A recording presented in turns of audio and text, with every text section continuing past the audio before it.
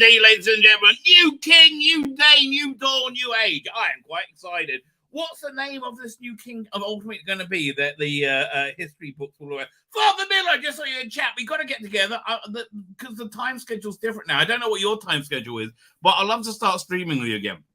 Yeah, because your times have got crazy and mine with winter and the time just we couldn't do it. But if you're available, please get in contact. Yeah, what would he be called? You know what? It's a bit warm in here. I have to tell you, I can't believe it. I'm turning the fan on, ladies and gentlemen. Wow, not even the AC, the fan. I think summer is here in Israel. Summer is here. The time is right for dancing in the street. I don't think we're going to be dancing in the street. However, in fact, there's never been more social strife in Israel, right? Like literally never before than today. And I think Mossad's behind it. Frankly, just like the CIA is behind it in America and the MI5's behind it in England. I can imagine MI5 going, "That's preposterous." It's MI6. So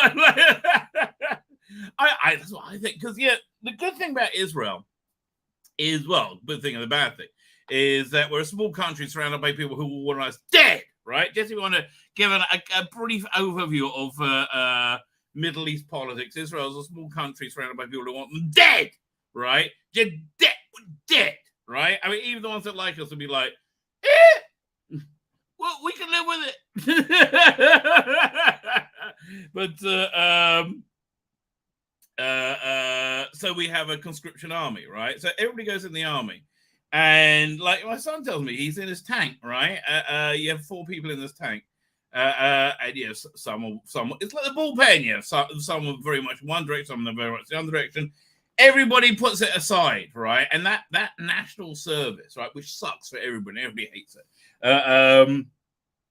is of all people, of all strata of society, is so good, right? It's so good for society in general, right? A shared suffering with no elitist protection, which is essentially what it is, right? I mean, you get protection, like my younger son, right? He's doing well right now in the army, but his older brother, my older son, he made a very good name for himself, right? But yeah, my younger one has made a good name for himself in his own right, which I'm very, very impressive, right? Because I never really got this, but he's very funny.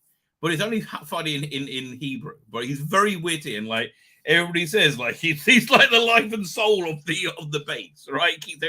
Keeps them morale high because he keeps joking, right? So I'm like, really, it's wild, right? So, but it's also a hard worker. Man, that kid can work, right? And he's got a good work ethic. He's loyal. So we're trying to decide which one do we think is going to go down the aisle first. Speaking of coronations and aisles, which we also say, we're going to be looking at the coronation. By the way, I haven't seen anything. Right, for me, Sabbath just ended, and I kind of rushed to get the stream set up on Rumble. It's a real pain in the ass. Rumble, I'm begging you, mate. I'm begging you. Let me set a stream up 2 days in advance. Let me have more than one stream set up, okay? I mean, like, that will make my life so much better. Because, like, by the time we hit July, Sabbath ends around 8:30, right, my time, which is 6:30 UK. And it's really not enough time to set up a stream and promote it on Rumble, so I have to push it back, right? But if I could set it up before Sabbath, oh, Rumble, would you make a sad old rabbi happy? And it doesn't even involve giving me a hand job, right? All I want is to be able to set up more streams, baby. I just want to use your service more, baby. Oh yeah, you're the best. It's only you, baby. It's only you. That often works. Work for Dennis Rodman. Fine. So yeah, we have a lot to talk about. I have no idea what's going on. I've downloaded clips of the coronation. There's a new trailer we have to talk about. And we'll peruse the news. There's always going to be idiotic stuff to talk about, but we are going to be talking about the Coronation, which again I haven't seen yet, so I'm quite excited, right? I am quite excited by it. Before we start, okay, let me start you off with a bit of Bizarroville, right? Just as you know, an amuse bouche. So here we go. If you've never heard this guy, he's super cool. Come on, it's not good. I'm on the wrong thing. Hang on. Just waking up. Come on, you can do it. You can. No, I don't want that folder. There you go. Doink. Carolina first alert weather. All right. Hi. Okay, this is not a spoof. This is a real thing, right? Nissan Black. He's very cool. He's a rapper. Very, very, very Hasidic. There, everybody. 11:15 now. The time. Got a special guest here in studio with us. Going to be talking to Haley in a little more depth here in a moment, but want to introduce everybody to Nissim Black. Nissim, you're a rapper. You're going to be performing at Furman, yes, right? Coming up this evening. So we thought we'd have some fun, if you don't mind, doing a little bit of weather before we send you over for the. There's nothing about this that isn't weird or appropriate for my channel, which is weird. Look. I have a very eclectic mix of stuff I get to. Again, this is kind of tailor-made for me. The interview here. Tell us a little about what's happening today. Can you kind of see yourself here? Yes, I can see myself here a little bit. So here, why don't we jump in? Let's talk temperatures here. Feeling pretty good today. You came in on a day where the weather's taking a nice turn. But yesterday was raining. I didn't expect that in South Carolina. Right. I don't know. Everyone just. So, I mean, I wonder, like, he's in a very insular group, right? Hasidim. Has he experienced racism? I think not, actually. My guess is not, right? I think if he, like, broke the orthodoxy of his particular branch of Hasidism, they would throw him under a barrel in a second, right? But I bet he hasn't, right? Which I don't know. I feel. Listen, whenever I hear things about Jews not being cunts, I'm always feel quite nice about it. Like there was this thing called the Siyum HaShas, which is a thing I do, right? You learn a page of the Talmud every day. That's like the codification of Jewish law from about 2,000 years ago. And it takes about 7.5 years. And when you're done, you have this thing called a celebratory Siyum, a completion, right? Yeah, you finished, baby. That's basically it. These things have got bigger and bigger and bigger as this thing called Daf Yomi. We're doing a page a day. It's really grown, right? It's about 200 years old, but in the last cycle, it got huge, right? There's a guy on YouTube who just got everybody doing it, right? It's really, and also he funded that everybody gets a free copy of this very, very good translation version of it, right? Which goes into it called the Art Scroll. Which they cost like about $30 each. So I don't know how, like, he must have fundraised a fortune, right? Because everybody has these things. They're freaking everywhere. So anyway, but the big thing is like the Siyum HaShas is the big completion, the big finish, baby. So the last one I had at Wembley, right? I think, and because it was huge. It was just like it was huge. It was weird and huge. Yeah, much like me. But they said that was the we know people who work there, said they are without doubt the best crowd, the nicest, most polite, least violent, easiest crowd they've ever dealt with. I'm like, oh, I'm cavelling. Oh, I made everybody piss for laughter in my synagogue on Friday night. I'll tell you why. I was talking about the coronation. I don't know why I'm such a freaking royalist, but I am a royalist. We'll get back to it in a minute, Lisa. Right? I just am. I'm a big royalist, right? My wife says it's because you like being a loyal subject. I think she's right. Right? I mean, look, here's the thing. I grew up with a love for the Queen. Because it was the Queen, man. I like, if you were born in the 70s, you were born loving the Queen because everybody loved the Queen because when she was coronated because they loved the King. Right, because the King was the backbone of England, like he was the moral fiber of England right through World War II. Right, he really, genuinely kept the country going. And again, yeah, I had no idea he had such terrible trouble public speaking, but like, wow. I mean, I hope that story is true. Right, I do hope it's true because if it is, that makes it even more wonderful. Yeah, like that, like how much he didn't want to. But that's basically it. And then, I think the Queen in the 70s, especially, it hadn't put the foot wrong. Right? Honestly, I don't know. People give the royals so so much grief.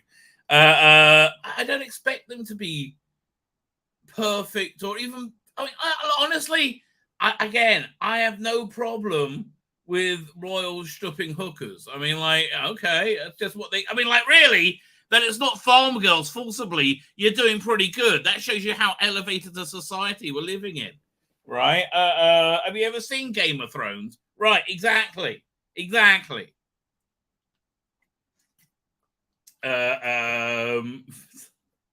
So, I mean, yeah, especially, House of the Dragon. What was I going to say? But yeah, so I'm like, I mean, again, I know literally everybody disagrees with me on this one, but I mean, Andrew just strikes me that he had sex with a hooker and she seemed to enjoy it from all accounts, right? Literally all accounts, right? What was he supposed to know? I don't know. It's like, I mean, look, it's going to kill the mood if I think before you get intimate, you go, oh, by the way, just before we start, you're not lying to me and being trafficked, are you? Right? Just want to be clear, right? You're not being false by anybody, right? We're all cool. And then she says, yeah, how do you know? They might be forced to say that. And also, who is thinking when you have a hot chick thrusting herself at you, right? I'm like, yeah. I mean, good God, give a guy a break. So anyway, and I thought it was such bullshit at the funeral. The only person who's seen active combat was Andrew, and he's the only one not allowed to be in military dress. Oh, that was stupid. Anyway, fine. Let's go. I'll finish Nissan Black, then we'll get to the chat. Drink. Expected to be sunny. I expected it to be sunny, but sunny people, at least I should say. That's very true. Okay, so I can't really. I think it's from Philly. See as well as you can Here, see over here. I'll So move a here little bit so you in can see over my shoulder a little Bakersville, better. we're expecting for it to be around 59. Asheville 63. I don't know why it decided to be 4 degrees hotter over here, but that's what happened down here. In Hendersonville, we're dropping down here in Hendersonville. You're 64. So it depends on you if you like it a little cool. This is just too weird. Does anything else happen? Cloudier places like Newberry. That's why Right. a little bit of distance and you have that big temperature change. Yeah. Okay. So Cool. It's weird but interesting. Okay, weird but interesting. But fine, let me pull up my candy, and we will get to the chat. Right, we will get to the chat. Doing. Just developed a new cataloging system for like file management, which is actually working quite well. I've got to keep it updated, though. That's the trouble. I've got to have so much bloody content. I really got to be on top of keeping everything updated. Oh, look at that. There you go. Doing. Oh, that's a very good thumbnail. If I say so myself. It's the first time I've seen it since I did it. Doink.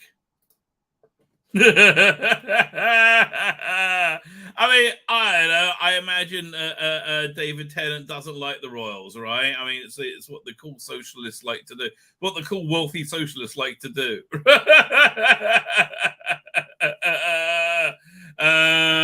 Just a quick half. Or the missiles will do enough. I imagine that's what it's like, Your Highness. I imagine, look, she looks like a woman who brooks no denial. I mean, look. You became king and she had to become queen. That shows a reasonably forceful personality, right? Look, the whole thing, I think the queen hated her. I think they screwed over Diana.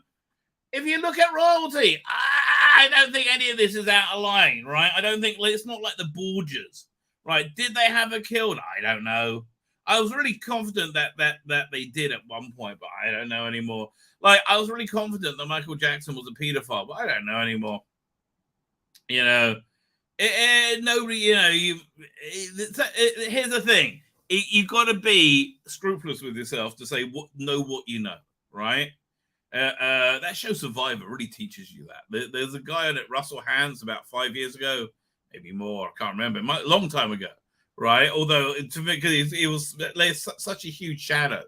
Like, let me see how long ago that was. It always seems recent. and he would just barefaced lie to people. Like he would say that he was a fireman when he wasn't. I think that like he had a dog that died. Like let's see what he's 50 years old. He has a gold mine apparently. What was he on Survivor? Survivor Samoa, I think. Which is what year? Number of episodes. Oh God, just so annoying. 2009. Okay, about 15 years ago, right? That's quite a chunk of time. But yeah, it would just lie.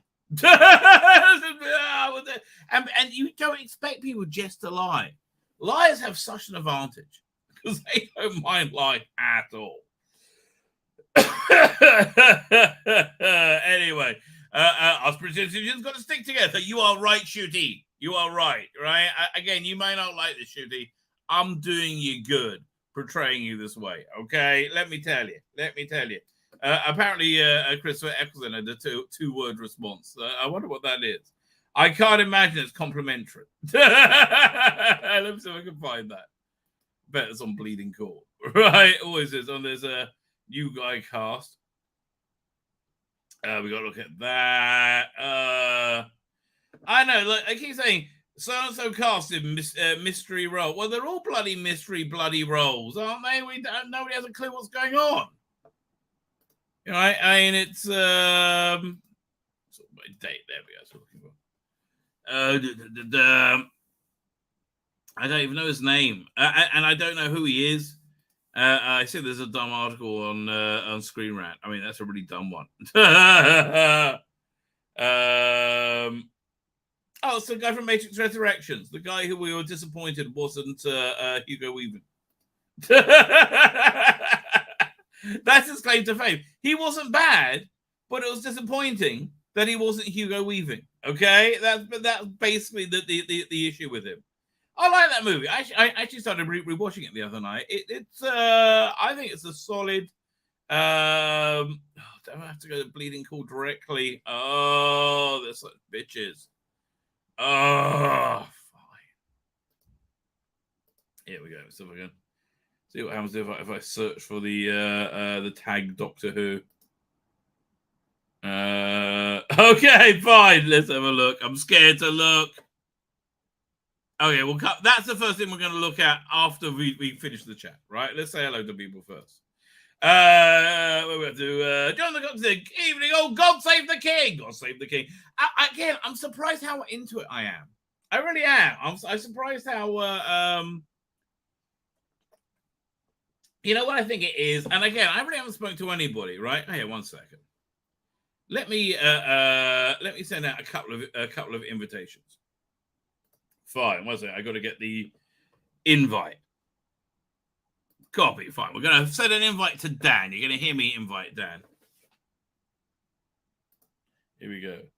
Dan, how are you? Happy Coronation Day. I am streaming presently, right? And I am using on the royal crowning. And I would like, you know, put someone on the ground British perspective. I'm asking you. I'm going to ask I'll ask Keith as well. He's very, very British, isn't he? Yeah, so we'll try with you two, see who's about. Anyway, I'm sending the link right now.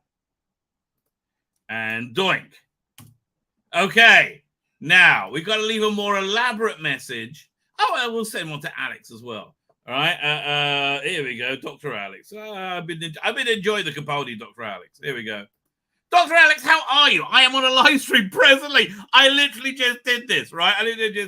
I am musing about the coronation. I would like to talk to somebody who is in England, who is maybe a bit royalist. You strike me as somebody traditional, you know, in that fashion. Maybe you are, maybe you aren't. I do not know. Anyway, I will send you a link if you want to pop on. You're more than welcome. Sending him the link. Doink. Next is Keith. Right, Keith is, and I get there's people who really hate the Royals, but like, dude, most people are happy. Get over it, right? Yeah, there we go. Fine. Last one I'm going to send, okay? Keith, Mr. Keith, British Isles, how are you, sir? I hope you're well. You strike me as somebody who's reasonably happy about the coronation. I do not know, but you strike me as I'm having a more of a traditionalist bent. I don't. Again, that's the vibe I get from you. I am live streaming presently. I should have opened with that. That's true. I am live streaming. This is the third of these voicemails I've just sent. Live streaming presently. I'm musing about the coronation. And I would like somebody on the ground to share, to get their perspective. Okay, that'll be awfully good. If you can join us, God save the king is all I can say. Well, I'm going to say a lot more than that. Doink! Done. Okay, let's see. Let's see if anybody picks up those breadcrumbs I scattered. Now we'll get to the chat, right? I was going to say, see what you did, Jonathan Cox? You set me off on a bit of a tangent right there. Yes, you did. Yes, you did, but we love you. PD Rich is here. Yeah, because we'll be doing this again in 10 to 15 years. Yes, he will be Prince King Charles the Swift, I believe. I want to know what the whole deal is, like Queen Consort. Like, what does that mean? Like, I'm really intrigued, but well, we'll look it up. We'll look up when we get to it. Ethan Burkholder is there. How you doing, Ethan? You haven't been on a live stream for ages. It's lovely to see you. I hope you're still here, and I didn't like 8 in 8. Everyone. Darren M is here. How you doing, Darren M? Father Miller, we've already said hello. I'll say hello again. Mark the Vicar is here. Must be a busy day. Up His Majesty, right up. Oh yes, you're not a fan, right? King Chazza says that PD is Charles in charge, baby. Charles in charge. You know he's ready to go. So anyway, at synagogue, I made people piss laughing because I was talking about how much I'm into it, right, on Friday night. And like, by the way, frickin' schwitzing. Why did they not turn the air conditioning on? Oh, I left early because it's too hot. Anyway, I digress. This is what it's like having a synagogue. Anyway. So I go outside and there's like, the bunch of people who don't go to synagogue, but they sit outside and they hang out and they who I like, right? That's by far the best group in the synagogue, the ones that don't go in, right? I actually go in and I voluntarily pray for them, right? So they don't have to. They're talking about the important matters of the day. I went to tell them that Sentinel was very, very, very good. But I told them how much I was into the whole the monarchy. And again, I think it's something about continuation. Right, it's something about continuing something that's ancient, and it really is. Well, we'll get to that in a second. And it's kind of I feel very joyous, right? It's good to be happy to be joyous and everything. So, but I said, I was watching Kay and whatever his name is, not Harry, the other one, Kay I don't know. Somebody will say in chat, but going to the pub on Thursday or Friday. I was loving it, man. So I used the very word. I was cavelling. I really was cavelling. And people like that. They never heard cavelling used in that tone before. And then in the morning, I always get there for the early prayer group, right? And the getting a response. Sorry, mate, at the moment, says Keith. To be honest, I don't really care either way about Coronation. I've not watched it today. Okay, you're not the person for me then, Keith. But you're always welcome on, baby. Anyway, I digress. And I come and I say, yeah, we should have the bunting up. Can we say the blessing for the king? Because they have that in England, the prayer for the king. I've got to find that. Let's find that. Jewish prayer for the king. Oh, yeah, that was the reason. Yeah, we were talking about it. British Jewish. It's like United Synagogue, Synagogue. Oh God, why is synagogue so fucking hard to spell? God. Hard to choose. Let's give it the hardest name humanly impossible. Synagogue. And let's spell it with 15 G's and a U. Okay, Alex has sent me a voicemail, so I'm going to turn the sound off while I listen because I can't listen to it without his permission. I can't put that online. Hang on. I'll let you know what's going on. It's 20 seconds long. Okay, here, one second. I'll put myself on mute. Make sure this is turned up. Okay, we're ready to rock and roll. Let's give this a go.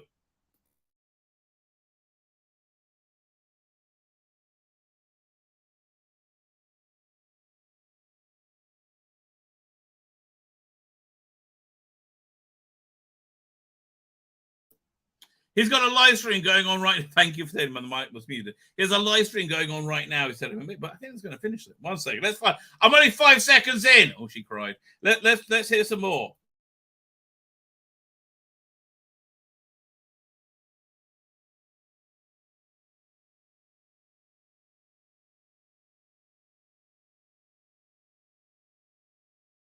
Okay, the news is good. The news is good. When he finishes his stream, he'll pop on. That's Dr. Alex. Now, the good news is it'll be a bit noisy because there's a street party going on. Exactly. That is the perspective that I need. Yes, you've done well. So let me think. He probably started at 9. He'll probably be done in about 15, 20 minutes, is my guess. You got to go and check out his Capaldi readings of his season 12. They're awesome. They're so good, right? They're so good. Jonathan, sorry I'm late. You were the first one here. I said, all King Charles bollocks there. I love all that stuff. Did I mention? Shut up.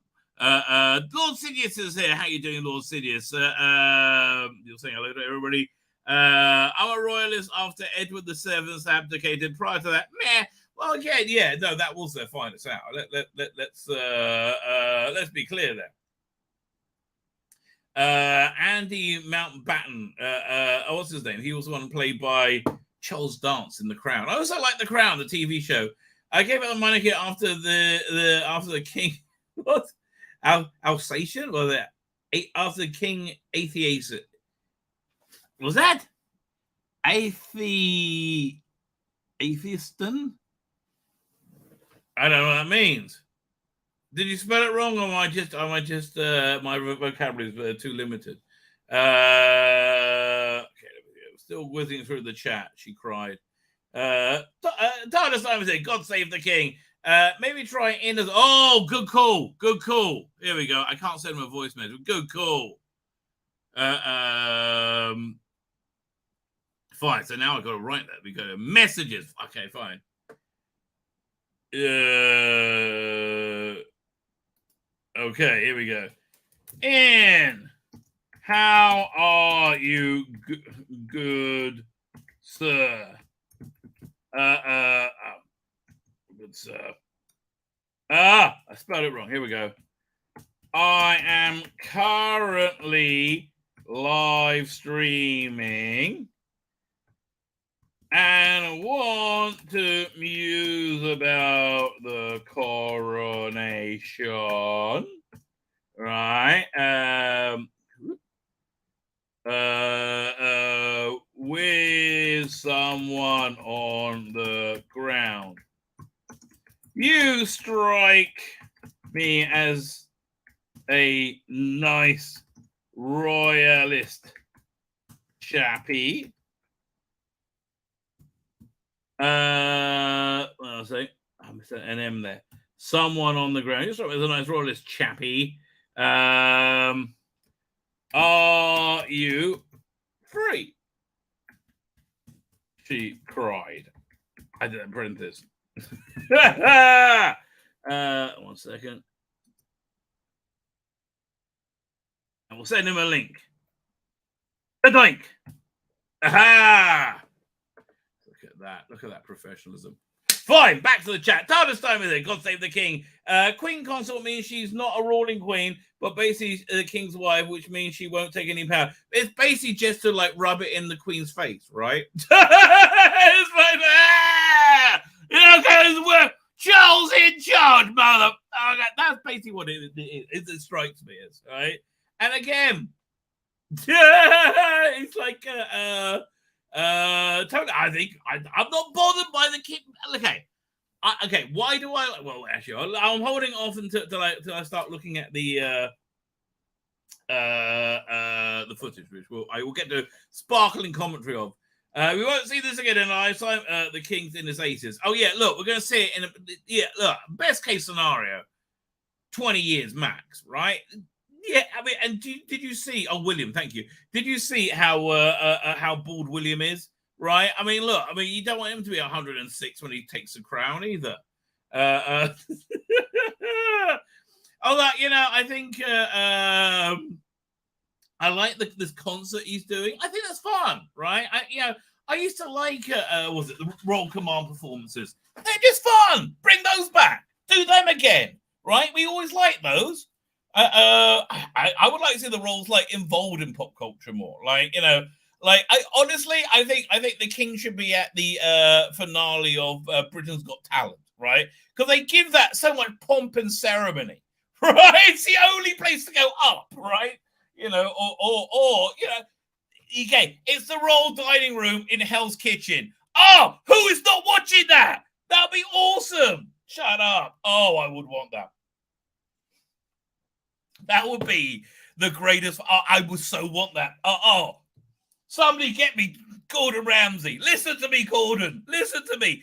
Okay, Hell's Kitchen in Buckingham's Palace, right? With the King. Oh, that would be the greatest show ever. And if he'll smart, he'll do that, right? Because he would curate the footage to make him look really, really cool and relatable and good, right? It'll be so easy and it'll be fun, motherfucker. Oh, that's what I was saying today when they were talking. Yeah, with Sabbath, you're offline, and he just smooths with friends. So we were talking. Somebody put round, and I was saying, look, it's the only nice thing that's happened. Literally, I go, oh, this is nice. And I'm still surprised how nice it is, but this is nice, right? There we go. Whizzing through the chat. He will be short but stout as Edward VIII. Queen of Zoo gave her the time. Did she really? Wow. I did not know that. Wow. Okay, see, there's so much I don't know. Fine. Let's start looking at the footage. Okay, so here's my take on this. Why am I enjoying this? Why is this cool? Why do I think this is a good thing? Hello, come on. There you go, and get a little whizzy wheel. Why do I think this is a good thing? Not because I think the royal family are particularly virtuous, right? Although I think they were, the lauding of the last king, right? The king's grandfather. Yeah, that's who it must be. Totally worthwhile because, man, the definition of a hero. And look, don't be wrong. Sounded like an upper class twat. Definition of a hero, absolutely. And I think he had a very pivotal role to play in a very important place in time in history, right? And I think he was beloved by the nation. I think one of the best things that happened to him was Buckingham Palace being struck in the Blitz. Right. I think it was a quick Queen Mother who said, I'm glad they hit us too. At least they makes us feel together. And that bond really was, and you cannot underestimate the power of propaganda, the power to move you, right? That's the captain of the ship. If you can move someone's heart, you can move them to do anything, right? You can move the nation's heart, and that's what he did. I think it was right because I think the war years were very tough. I don't think we can really imagine it, right? I think we're in a very soft times, right? We were talking like that. My daughter has got this job for 6 months. She's going to be like a customer relations sort of thing on a cruise, but on a kosher cruise. Sounds like a nightmare, right? And here's an example of how it sounds like a nightmare. There's this guy who's a relative of a friend of ours who lives there, who wanted to get in contact with my daughter. So now he says, "Oh, can I come and visit you?" I'm like, "But I can't do anything for you," she says. I'm like, again, he's got a thing. He's got some rooms he wants to move and tables he wants to set up, like in the dining room. It's like, it's not possible. I don't do that, right? So we're saying in the case scenario, he's coming to meet her, which is weird, right? But he's got a huge thing he's buying. He's paying for like 30 people to go on this cruise, right? This must be about $100,000. Crazy money. So I think he's trying to get things exactly how he wants them. But I think he wants to pay off my daughter to like be his advocate. I'm like, she'll be like, so we're asking her, how much money would that take? Right? How much money would it take? She turned down $100,000. I'm like, you do not know what $100,000 is, right? That is how weak and flaccid our generation is, right? So I don't think we have any idea what the war years were like, right? The uncertainty of it, the rationing, the concentration camps. There wasn't really much upside to it, right? Munition sales did pretty well, I imagine, but other than that, not really.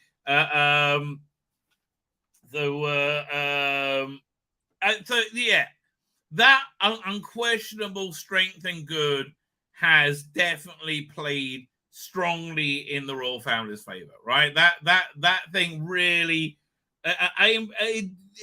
they coasted on that till the 80s, minimally. Then it basically all went pear-shaped because Charles didn't marry the person he loved, and it was reasonably shitty when he was in this marriage with Diana, who outshone him, right? But again, look, these are for royal families, this is not a big deal, right? I mean, it was the marriage was good on paper. Sadly, it just didn't work, right? It just didn't work. He should have married Camilla, much like what's her name, the Queen's sister should have married. Well, the old version of him was Timothy Dalton in The Crown.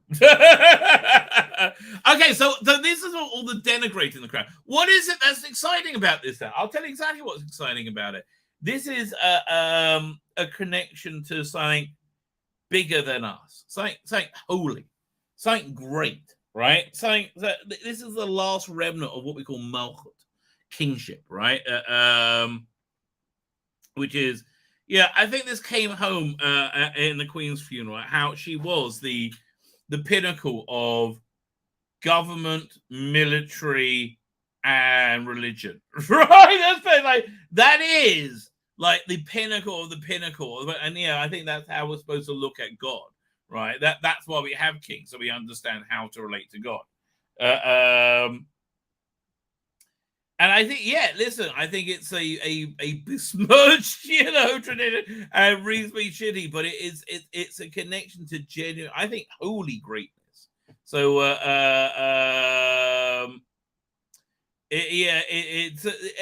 even though the members of the royal family may not be perfect, I don't give a shit. Members of my own family aren't perfect. I love them, right? You don't need people to be perfect to love them. Right, and I do, I just like this is my royal family. I'm very happy to have them, and I'm having because it connects you again to something bigger than us, something from the past. So again, the last remnant of true kingship. And I know there are other kings in the world. This is the king, right? She was the queen, right? Here, and so let's watch this. I mean, he is getting a bit of the Rocky soundtrack. Dun, dun, dun, dun, dun, dun, dun, dun, dun, dun, dun. I mean, like, he's sitting in a chair and having a crown put on it. Although, British do pomp and ceremony better than anybody else, and we really do. I mean, the French are a bit too pretentious. We are just right.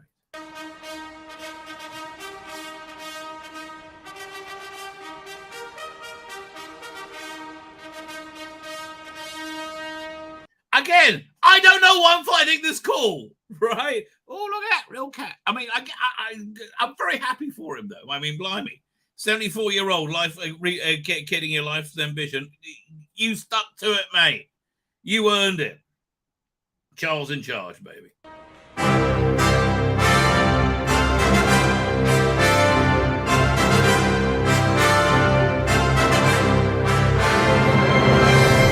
Oh, this is cool. It is.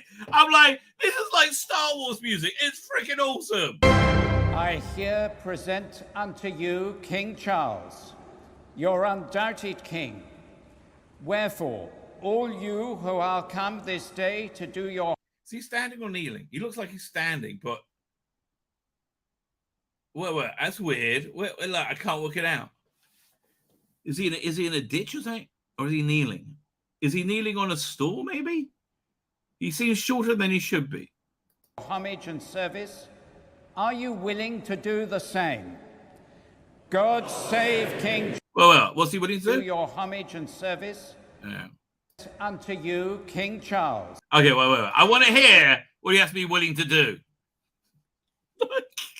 Would you get? No, I can't. Okay. I was going to so rude. I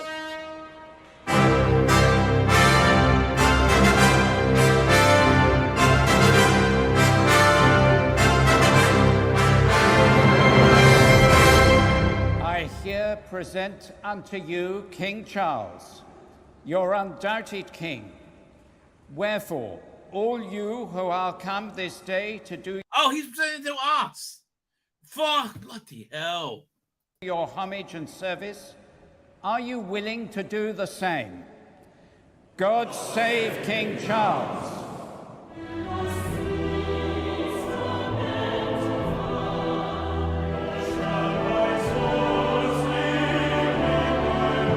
Okay, this is interesting production. Like now I'm just intrigued. Now it seems to have gone in some like weird acid sequence. Oh, I want to see the Princess Anne stuff. That sounds cool, Peter.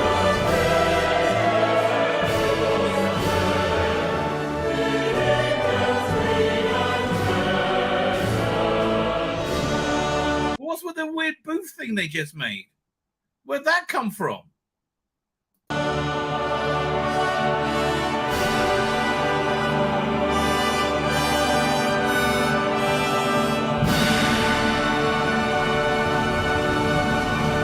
Do you reckon that must be a royal job, moving the royal footstool?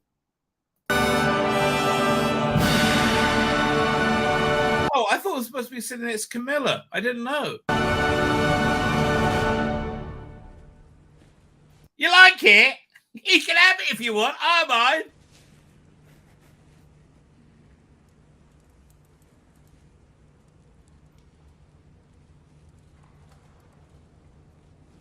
Stay in practice, mate. Stay in practice. You might be in there next time. Don't drop it.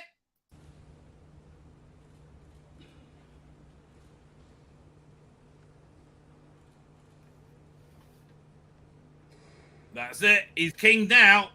Charles in charge, as I said. Screw it on, son. You can do it. Bit wobbly, is it? Okay. Maybe they should have practiced that more. Like what? The look he gave him just now was like, you cunt. Look at that. Really? God save the king. God save the king. I gotta say, God save the king. I feel bad not saying it, even though I'm not there. It's like, you know, when somebody says he drops the crown. Really? No.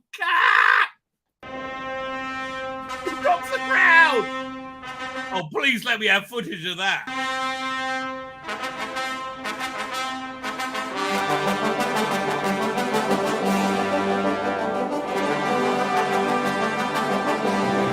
Is he going to drop? No. Could you imagine you fart then and your crown falls off? That's why I'm not royalty. Okay, ladies and gentlemen, you just found out. That's why I'm not royalty.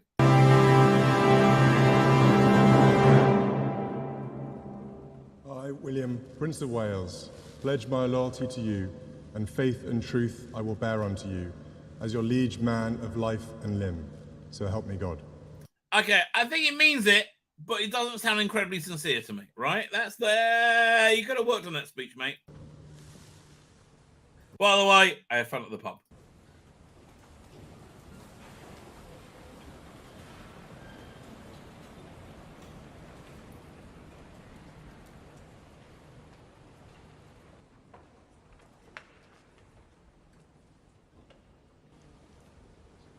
Oh, she does a crown too. There you go. He's had practice now. He knows what he's doing. Down in one, down in one, down in one, down in one. Gah!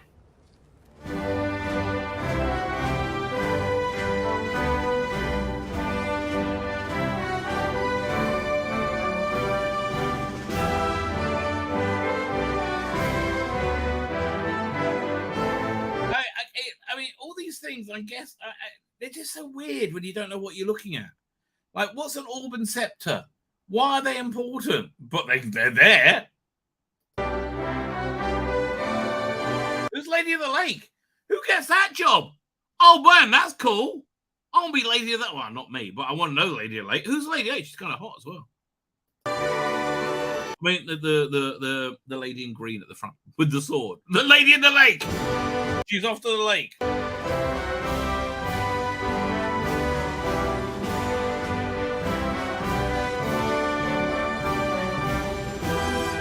Yeah, honestly, it is. It's the culmination of government, military, religion, I guess culture, right? It really is the center of all those incredible things. The orb represents Earth. Oh, well done. Thank you, Petey Richard. It's amazing. What I don't know, what you do know. But here's the thing. Okay, this happens a lot. People think I'm so well read because of the chat, especially people like Petey Rich, right? Because you tell me facts, and I'm like, yeah, I drop them in conversation, you know, and people are like, oh, you know, how do you know that? Well, you know, I get about it. I want to see Princess Anne. Let's get to that.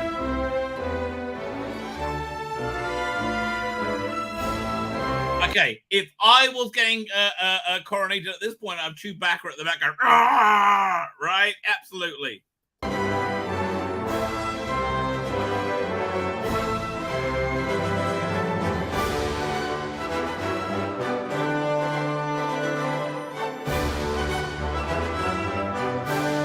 I'm making the car, darling.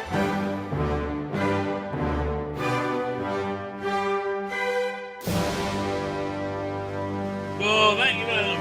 I want to find Princess Anne. Let's have a look over here. Doink. Going to the Twitter, yes, the place where you find everything that's happening. And then we'll get some Doctor Who news. The Central Authority. That's very. That's the word I'm looking for.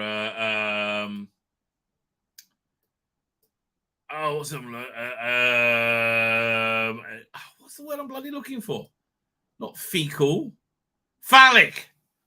Man, that's a bad thing to get mixed up.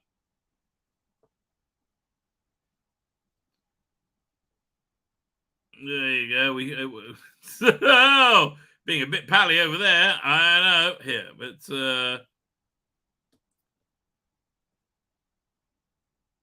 I was going to say, is that all the rockets that have just happened?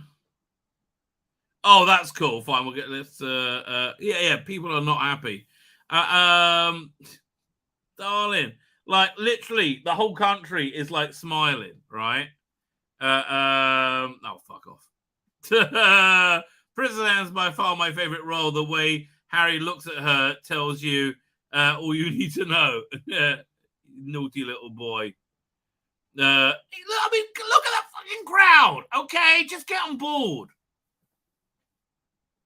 It's like you know, the country's happy about this.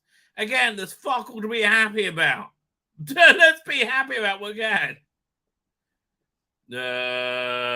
Must be a kit there. I come to be served, not to be served, but to serve. King Charles III of Australia. Was that his first thing he said? That's very cool. And you know what? I'm a schmuck, but I believe this shit. I think in his mind, he means that as well. Right? He's always wanted to actually have a role. Okay, it didn't work out with Diana. Things got messy. Things got crazy. Oh, Kate is just classy. This is awesome. That's fantastic. Don't know any of you are. Very, very cute. Again, got that good, you know, Princess Leia vibe going. And she's got a hamster. Oh God, like. Okay, look at that. Look at that. I don't care if you're on board, if you like them or not. It's one fucking thing we can be happy about together. People having street parties. For God's sake, why be a miserable? Okay, if you don't like it, fine. Let everybody else who's happy about it be fucking happy. No need. Oh, here, there's a lady at the lake. Her work done. The sword passed. To the one undoubted king. The lady returns to the lake. I don't know who she is. She's kind of hot though. I like her. Okay, and off she goes. Okay. Oh, there you go. Bit of Princess Anne. She's got a Raw Central. Fine. Let's download that clip. And then we'll start getting into geeky news. What's the Twitter video download? I had that somewhere. The Twitter video downloader. Doink. I like me a bit of Princess Anne. Let me tell you. Oh, wrong. That one over there, and download Princess Anne. Doing okay. See, the reason I like The Crown, right? Because even if it wasn't true, and it's not, it's fiction, right? Fiction isn't as fun, right? Even if it's it gave characters for me to like relate to the monarchy with, right? And I like those characters they created. And I think they were somewhat based in reality, right? There we go. Kids are cute. Always okay. Here's the trick in fundraising, right? Cute smiling kids. It always freaking works, right? Cute smiling. Oh, just cute kids in general. He pledged allegiance. We saw that. Oh, tripping a bit color. Let's go trip the color. Trip. Oh, we'll get all these. Okay, yeah, this is all the stuff I wanted. Right, like here's the bit I like. I love a parade. Oh, there's tons of stuff to get. Okay, okay, fine. So let's start with over here. We'll go. Let's just start with. Okay, then we'll start with this clip. I love a parade. I do. Weirdly enough, that's actually true. I do like a parade.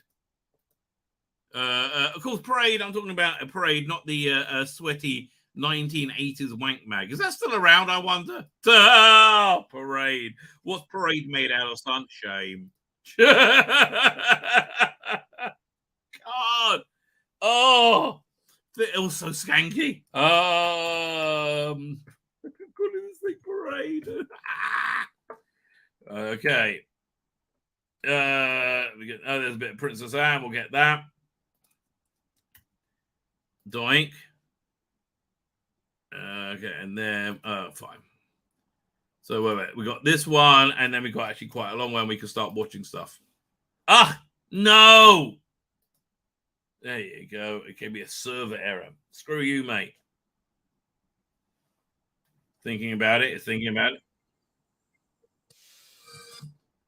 Yeah, so again, I have no idea what they're like in real life. I like the characters they portray them as in The Crown. I find that, like especially like Prince Philip, who I had no clue on, and it's like, oh, if that is the character that he is, it all kind of makes sense, right? Oh, dang, I just did the wrong thing. There you go, clink. And now let's start watching these. And then we will get there's much geeky news to get to. There you go. Video as it's thinking about it. Okay. Fine. Let's go over here. Share screen. Princess Anne. There you go.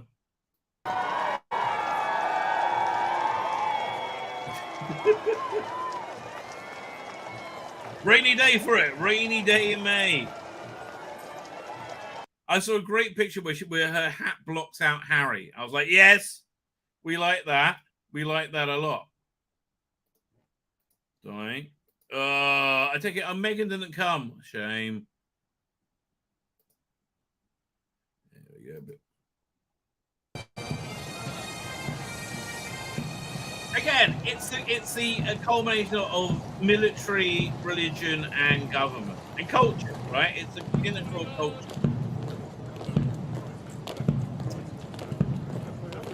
Wheel it off. A second. Get rid of that one. That.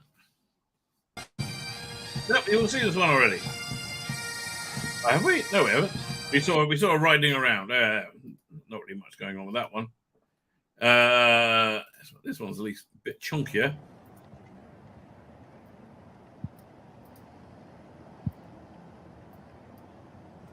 You like me hat? I got my new hat on. Oh, look pretty nice, mate. In my new hat.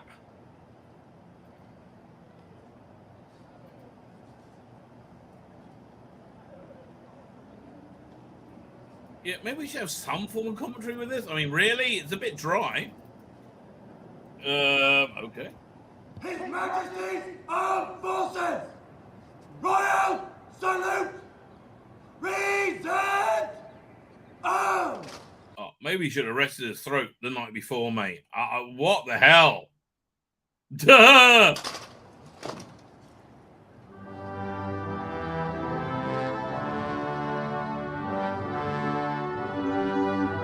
Again, I grew up loving this, the national anthem. By the way,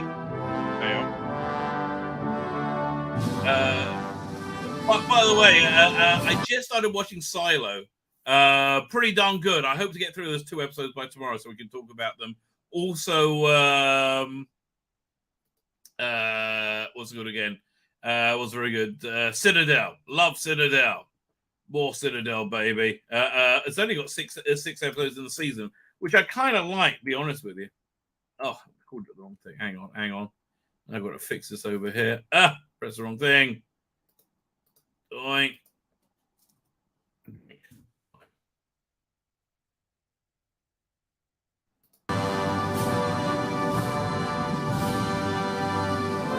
The prison for you.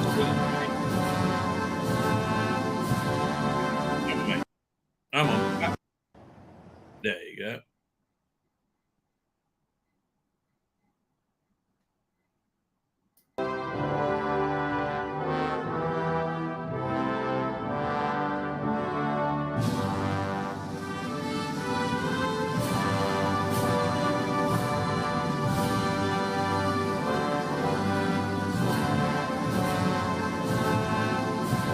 And of course, then Putin will detonate the tsunami bomb, wiping all this out in an instant.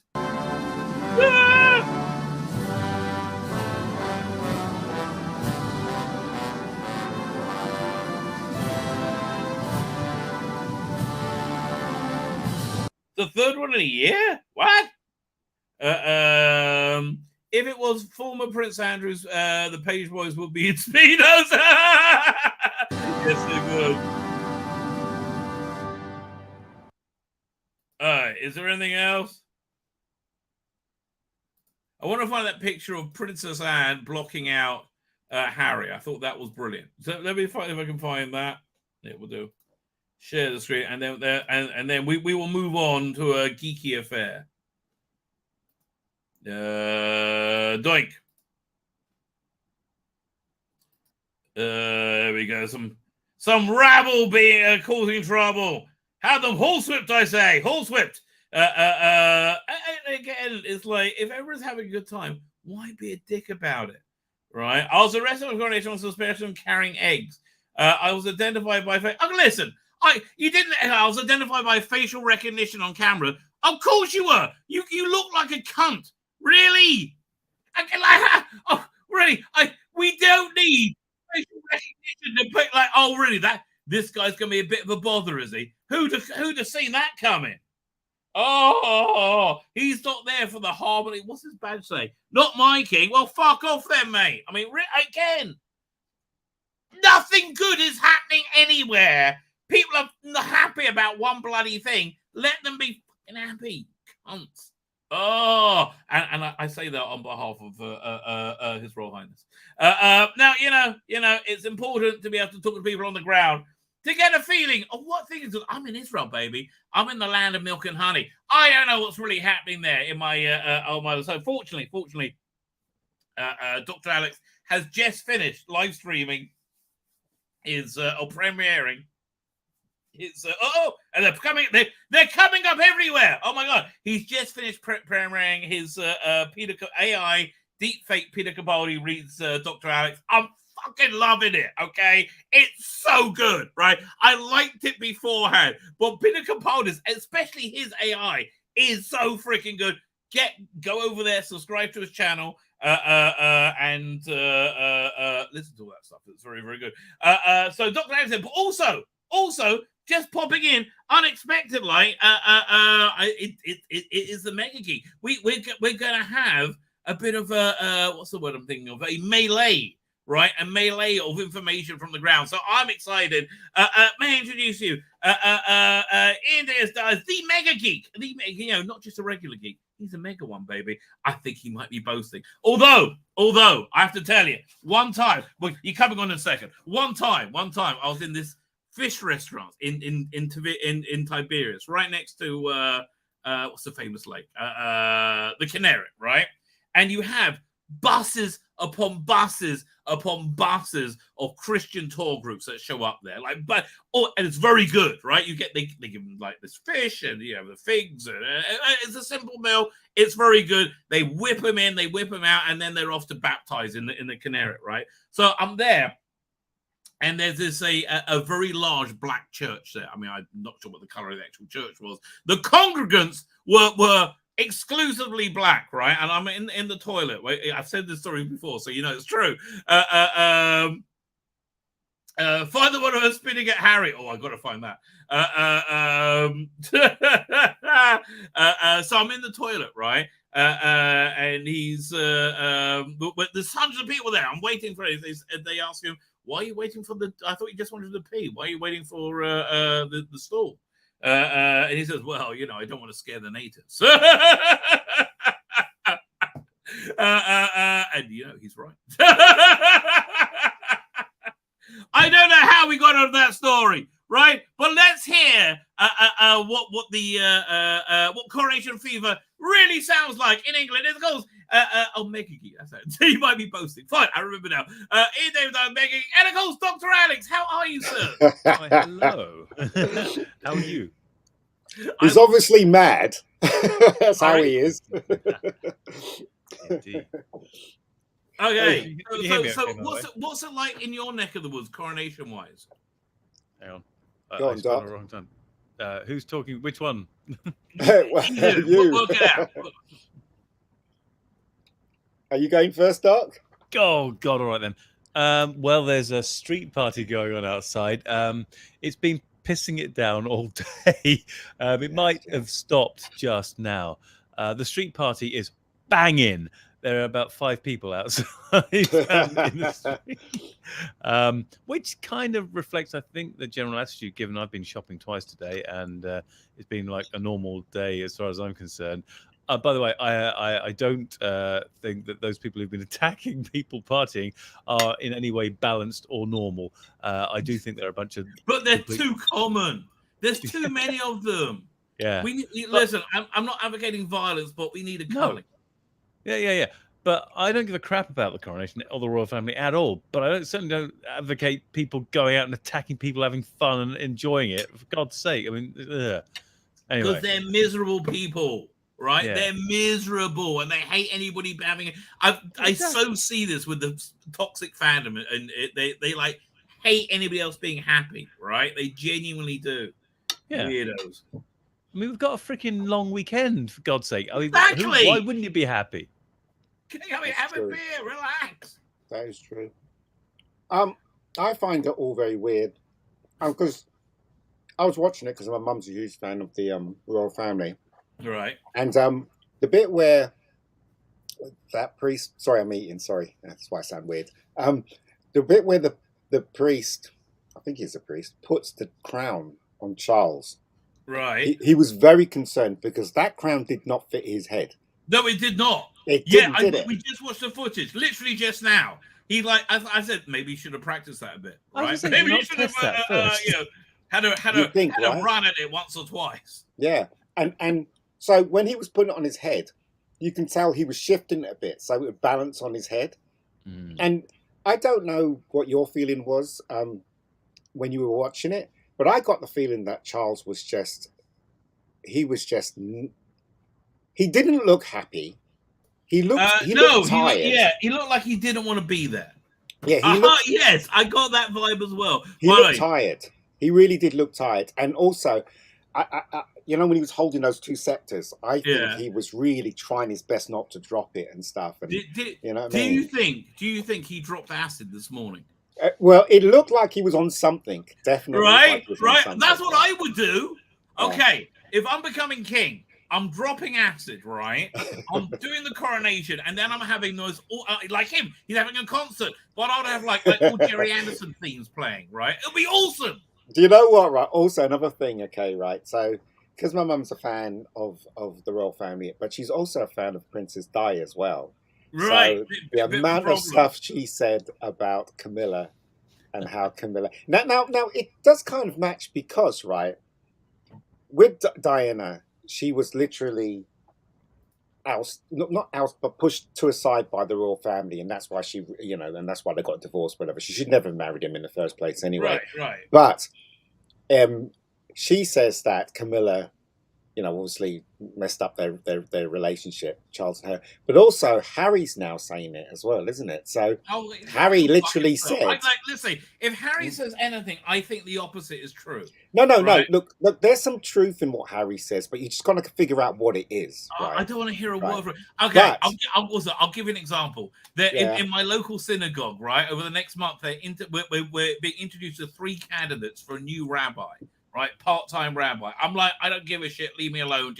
I as long as they don't get my face, I don't care. I'm not planning on voting. The only reason I would vote, right, is because there's a couple of people I don't like, and whoever they like, I would vote the opposite. Right, that's the only.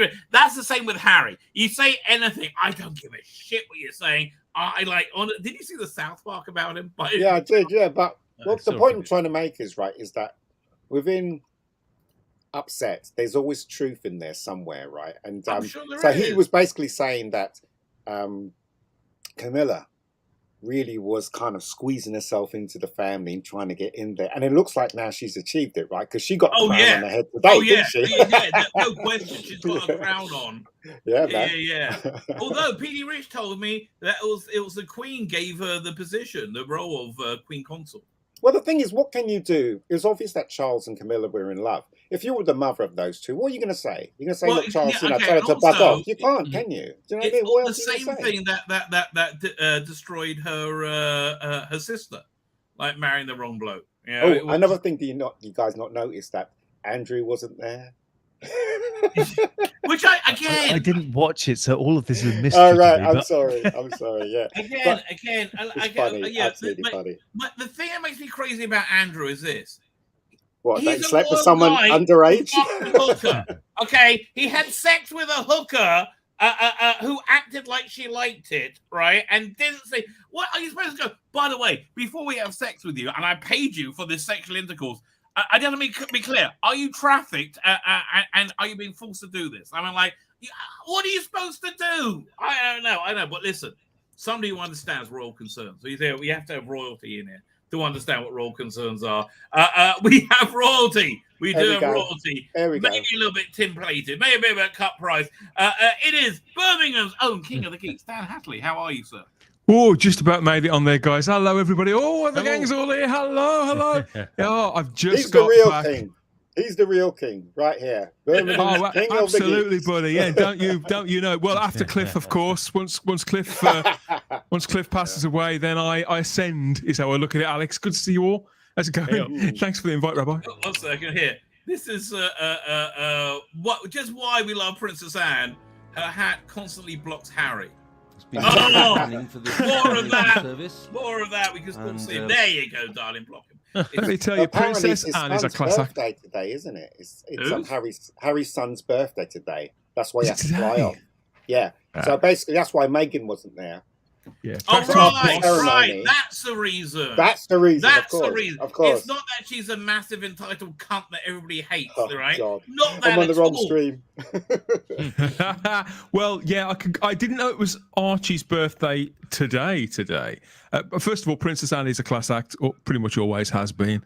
And yeah, good for her. I think she was up on horseback at one point. She's 72 years old. We were watching that footage earlier. What an amazing old girl there she is, up and about. She's doing this, she's doing that. It's not even her party. Wait, this is important. Did Princess Anne ride into the cathedral on horseback? Did the horse stop in front of Charles and put a large pile of horse dump in front of him, like Game of Thrones? I mean, is that what happened? One can only hope, Alex. See, again, but you mentioned Game of Thrones just now. This is why I don't care about the personal failings of the royals, right? And firstly, is why I think the country's rejoicing for good reason. No, I don't care. Right? Okay, these royals, they got married to the wrong people and were shitty to people and slept with hookers. Who gives a fuck? Really? Have you seen Game of Thrones? Okay, that's normal for royals. That's what they do. So my position, though, the reason why I think I am excited about it, which is why I want to get you guys on. The reason why I think I really am. I'm cavelling, right? I'm cavelling So about it. It's been a fabulous day. Right. I've enjoyed it a lot. But I think this is one of the few remnants, a connection to genuine greatness, something bigger than all of us. It is a culmination of church, state, military, government, and culture. Culminates in the king, right? It's the kingship, and it's something that we get involved in here. I mean, I can hear Ian eating something, so I'd imagine he's polishing off some jelly and trifle. No, but I can imagine you're polishing off, because this is part of it. This is part of the deal. Yeah. We are part of this, whether we're at home or whether we're there in the mall or wherever. We are part of this situation. And when I looked at the footage there, and I was watching a majority of it this afternoon, I saw the old boy. You know, he's nearly pushing 75. Charles is, and there he is struggling to walk under the weight of this enormous set of curtains that somebody's draped across him, and that massive hat that the Archbishop was trying to get to stay on his bunce. It's all somewhat magical, a little bit silly, and a lot like what being British is really all about, Rabbi. Yes, I do. I did like Private Eye's front cover, which was man in hat sits on chair. Recycled joke they said as well. Also, exactly. just want to mention, right? I was watching it on YouTube. My mum's watching the big TV in the sitting room, and I flipped over to different channels because we're all live. And I flipped over to the Canadian channel just after it was all done, and all the crowd was walking, and the commentator went, "Look how great the British people are. They don't run; they all walk at the same time." Then suddenly they all started running. That just made me laugh so much. Well, the other day, Ian, we talked, didn't we, on Type 40 Live on Space Watch? We were talking about this, and I mentioned to you about heraldry and that nobody does it better. But it's not just the getting dressed up rabbi in silly outfits, but it is that stoicism. It is that falling into line. It's a falling into line with history, and you described it perfectly a moment ago, because it does it. We know our part. We know how quickly or not we're expected to walk, where we're supposed to stand. Penny Mordaunt here, who I've not been the biggest of fans of, looked stunning. Okay, oh my God. Okay. Who is she? Because she's wait. I like the lady at the lake, and she's wait. All I kept looking at is her breasts when she was. I mean, her breasts are enormous. Dirty. I didn't realize anybody was looking at anything else. I mean, she's literally the sword is an arrow to her cleavage. I know. I was looking at a lot. They are spectacular bosoms. It has to be said. It has to be admitted. I didn't know it was her at first. I put two and two together. Was a Conservative MP. She fought for the leadership of the Tory party and for the Prime Minister's office against Liz Truss. Was that when was that? Oh man, it seems a very long time ago. Like a year ago. Yeah, it was last summer, wasn't it? So she was quite a contender for a little while. She has allegiance to the World Economic Forum, which unfortunately so does Charles. But that's another thing entirely. Yeah, we're not fans of the WEF. No. So yeah, this is what I think. Somebody, if they were smart, like ITV or something, should have revived the Avengers for this weekend, right? Go on. Had Brian Fuller or somebody like that, on top of it. So it's very colourful, right? Yeah. And have it all set around an assassination attempt around the coronation, right? That'll be goofy and fun and smiling. People would have loved it. You would have vacuumed rated. They could have dressed somebody else up in a bowler hat. Well, I noticed that Charlie. I noticed that Charlie Hickson. Well, everybody's too drunk to notice who it is anyway. So Charlie Hickson has published. Well, so not him personally. He's written, and what's the name? What's the company? The Pan Books. They published it. A James Bond title, a brand new James Bond book came out. Was published today, called "On His Majesty's Secret Service," that Charlie Hickson's written. And I understand that's partly, it's quite a slim volume. I understand the idea is it's for people who maybe could be lapsed readers. It's not a full novel, but I think that's part of it. And they could have done something like that on the telly. I think in a past age, Rabbi, they probably would. They'd have had the imagination and the gall to do that. Whereas now on British television, they sit around talking about things for at least 2 years. So the idea of having 6 months' notice is... it's the managerial class has got completely out of control, and they've seized control of the world. And they are the absolute worst. Rabbi, that's when nothing gets done. That's right, when nothing right. happens. When what's This is his name? why we're ideally poised to take over. We can. Yes, I'll fall in right behind you, Alex. I'll be. Elon Musk bought Twitter, right? He can fire 80% of the people. They're all pointless, right? They're all pointless. Who would you cast as John Steed today? If you went back a couple of years, it would have been Hugh Grant and Liz Hurley. If you went back their heights, they would have been perfect. I'd still cast Hugh Grant. Grant. No, I'm talking about for a TV production. Oh, no, Hugh Grant. I'd cast Hugh Grant now, but on TV. But he's too old now, though. He's too old now, I think. You know what? I think I'd go for somebody with a great deal of natural authority. I don't know. Maybe they should cast a younger man, because I think about actors. Actors. Oh yes, Tom Hiddleston. Thank you. But you know the reason, great at anything. The reason why Steed works so much is because Patrick Netney had that natural way of saying things that was very tongue in cheek, and he had like the charm and everything. And the same thing with Hugh Grant. Hugh Grant would have been perfect. As Steed. I feel he's too old, right? I think today's too old. Yeah, definitely. A lot of the best character actors probably are aging out of it. I think that Colin Salmon would have been great. Hugh McGregor, yes. Scottish accent. He's got no sense of humour. So he could do English. He couldn't even do American. What are you talking about? Ewan McGregor isn't suave. I think that Steve isn't Bond, but he's still suave. Was it James McAvoy? Right, he could be suave. You know what? This is how Steve is, right? There was a scene in Avengers where he was tied up, and this 6 people were going to shoot him, and a guy comes up to him and he takes off his blindfold and he says to Steed, have you got any last requests? And Steed goes, yes, cancel my milk. That is okay. Wait a minute, right? I've got it. Perfect casting for John Steed, David Tennant. No. Yes. He hasn't got the charm. Look at his role. Look at his portrayal of Phileas Fogg in Around the World of 80 Days. Yeah. Not the right character. He can handle the serious and he can handle the comedy. He's got that wry sense of humour that I think you really need. You know what, though? If you want something chunkier, I mean, he's get great. the guy from Steve somehow. Was it from Twilight? What's his name? Robert Pattinson. No. Please not. I can see Michael Sheen. Michael Sheen. Sheen's too old, though. In his prime, yeah. I'm surprised you haven't mentioned. Oh, it's so predictable. A bunch of old Doctor Who fans going to get together and talk like this. But I think Matt Smith would be far better as John Steed. I think he's got a far.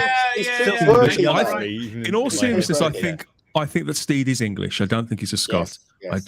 I think Bond can be. I think Bond can be that, because Bond's got sort of Scots heritage, isn't he? But his father was a Scot. Yeah, but I think that's retroactive as well. Come to think of it, but you accept Bond being a Scot or Irish or Welsh. They missed it when Hugh Grant and Liz Hurley were a couple and were the height of their fame. That's when they should have made it, because that would have been perfect. You're right. Anyway, I'm saying, specifically this weekend, right? Very British, very bright, very colourful, very jingoistic. I'd have gone for that. And yeah, you'll come home from the pub and you'll watch it and you'd love it. Yeah, right? seeing John Steed sort of whack some French guy in the nuts with that cane over and over again. I mean, essentially, it's Colin Firth from that spy movie you did. I know what you mean. Yes, Secret Service. The Secret Service pretty much was the Avengers. The Kingsman. The comics are called the Secret Service, aren't they? Oh yeah. It's the same. It's the same formula. I mean, I was stupid enough to, for years, I imagined that I was going to break into TV and I was going to go to ITV and pitch them an Avengers show. That was what in my 20s. That's what I was going to do. And if I had have done, and I wrote this thing down, and if I had have done, it would pretty much have been the Secret Service, the Kingsman. It's exactly. I mean, and also this would be the early 2000s. That would be the perfect time for it. That's the time when they were doing Round on Hot Cook Deceased. But also, right? just because I'm a huge fan of the Avengers, right? And I hated it when I never knew that. Yeah, I hated it when the Americans took over. When it started, we didn't know who he was working for. We suspected he was working for MI5 or something like that, or the Secret Service, but there was no reference to who he was working for. We just knew and that was fantastic because that was great because you did not know. And then suddenly the Americans take over, and you got Mother in a fucking wheelchair, and all this nonsense with he's MI6, whatever. And it just for me, it just kind of lost something. They stopped doing what they were doing, and it became partially a response to something else. Is that what you mean? Yeah. I mean, I think the best spy show going on right now, going on since the Avengers, probably, is up there with the best ones. Is Citadel, right? Citadel. Are you up to date with it? Are you watching it? I'm watching it. I'm not. I mean, Andy was the one. Andy got a preview screening of that because she's very in with Amazon, aren't you? If you're watching Andy, so she's been telling us about that for a few weeks. So it's next on my list of stuff they to should see. have been pushing over Lord of the Rings. Remember how they pushed Lord of the Rings? They pushed Citadel like that. They would do very well because it's a very strong show. Who'd have thought that Amazon, of all people, would flail around like this? And I agree with you. Their best shows do tend to be the ones that they shout about the least. It's weird, isn't it? It's run by morons. The Avengers has a very kind of British 60s humor, right? And it's very retro and it's very weird. Some of the stories like that I've seen with some of the greatest TV stars, like Ronnie Barker was in one episode. You know what I mean? There's loads of these stars that has a very unique, and to actually capture that today, I don't think you can. Tell you the truth, they tried with the movie and it just didn't work with the teddy bears. Do you think the movie could be recut into something good? Probably. There's supposed to be 40-odd minutes worth of footage that they didn't put in cinemas because they felt that the audience wouldn't get it, that it would distance people. A lot of the stuff that Sean Ryder was in was cut, which it struck me that it was destroyed in the edit. Right, it really struck me. It was taken away. Yeah, it was taken away from the director, as I understand it. I mean, he's kept a low profile since, isn't he? Jeremiah, whatever his name is. He's made things, but he's not really spoken about his time on the Avengers movie. Don't think it was a very happy experience. It's not a director's cut. Like that's the way they make money on everything. There's a campaign. There's always a hashtag campaign for everything nowadays, and there is one for that. There's a couple of people who are obsessed with it because the footage is still there. It still exists. It's like the Joel Schumacher Batman Forever. Is it Batman Forever? Yes, it is. Yeah, so it's not the fourth one. The third movie, Batman Forever. There's masses of stuff that was never used in the final cut for that too. Joel Schumacher was never happy with that. He just didn't. He didn't talk about it publicly because the movie was a massive success. But obviously, when things are a failure, the directors then tend to come forward, don't they, Alex, and say, "Well, if they'd have gone my way, it would have been a different story." Which they can't know. They can't know that for certain, but they've got a fair argument to make. If the film's been a flop, like David Fincher with Alien 3, that underperformed. And he kind of dogged his career for a little while, not for too long. Well, he was very young. That was the thing, and people didn't believe in him because he was so young, and so they were just stepping over everything that he was trying. So that was before Seven. The Avengers movie, they could hardly make it worse. So exactly. It was before Seven, and that was much. It's one of his first movies, Rabbi. In truth, it was only 2 years before Seven, wasn't it? But I think because as I understand it, Fincher was. He was brought in from music videos and experimental movies, wasn't he? The idea being he was going to be sort of a pet of the studio system, and they put him into all of that, and they were going to fast track him to this, that, and the other. And he bailed after Alien, but immediately got Seven. By the way, I was. But the other day, about a week ago, you did a stream and you're talking about Barry, right? And my internet was going out, and I really wanted to come on. and tell you why I love it, which is it's a fantastic show, right? It is. But what the aspect of it which you didn't mention, which made me great, which I think is the most central one, is the skewering of the entertainment industry and Hollywood society. It's like all the like how it's also completely broken, and everybody is doing the wrong thing, right? And everybody's narcissistic. Are you up to date with it? Yes, I am. Totally. So I'm waiting for the fourth episode to drop. Probably tomorrow. There's a scene in it, and I'm not going to tell you, what happened, but it's about Sally doing what Sally often does, who's the actress, and she's supposed to be mentoring somebody, and they're and she's saying and she's trying to deliver the line, but then she realizes she's auditioning, and so you got the person she's mentoring and her, and then suddenly she goes like doom in front of her and delivers the line, right? But that's but Rabbi, that's Bill Hayden's directing. Bill Hayden's a great director. Is brilliant. He's a great writer. He's a great director. He's a huge talent. Yeah. Everything he does is good. I think that guy, he deserves to direct his own movies because some of the stuff. He's done some. I haven't seen. It's called The Skeleton. I haven't seen them either. Here, 1 second. Bill Hader movies. So, and the other thing I started watching on Friday, but I'm going to watch after the stream, is Silo, which is quite good. Another one Andy recommended on our show. Yeah, it does look good. I'm not a big fan of Rebecca, whatever her name is, the actress. The lead actress. I'm only half hour into it, but but I'm going to watch it. I'm going to give it a go. It looks a bit Blake Seven-ish. She's able to do Blake Seven there. Have you seen Barry Alex? No, I'm really behind on just watching television generally. I've been very busy, Busy? He's out there in time and space telling his own stories. I guess. he's never home. He's zooming around somewhere, putting his voice through. You can always go back in time and watch it. Or nudging Tzvi to do stuff. Yeah. Oh god, yeah. You're getting vaguely. I was going to say cozy. You're not getting vaguely cozy. Have you guys mentioned? No, I didn't see this, but I've a friend has just got word to me. Quite a big person in the Doctor Who fandom has just got word to me about this. Have you seen this? Have you seen this? It's outrageous, and I hadn't seen it. But he's right; it is outrageous if it's true. The ITV coverage of the Coronation they got they'd got a tent there, as they usually do with the broadcasters sat out there, and a panel full of people who'd watched the Coronation and were commenting about the proceedings. And one of them was former Doctor Who star. Now I can't remember I don't know how you pronounce this woman's name. But you definitely she played Martha's mum in Doctor Who. I can't imagine she'll be very wonderful. Now, in my view, this woman, I can't remember her name. She's in Bridgerton, and I think she's not long.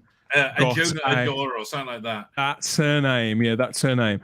In my view, she's one of now Britain's top character actresses, and she was in Doctor Who throughout series 3, wasn't she? And returned again a couple of times, playing Martha's mum.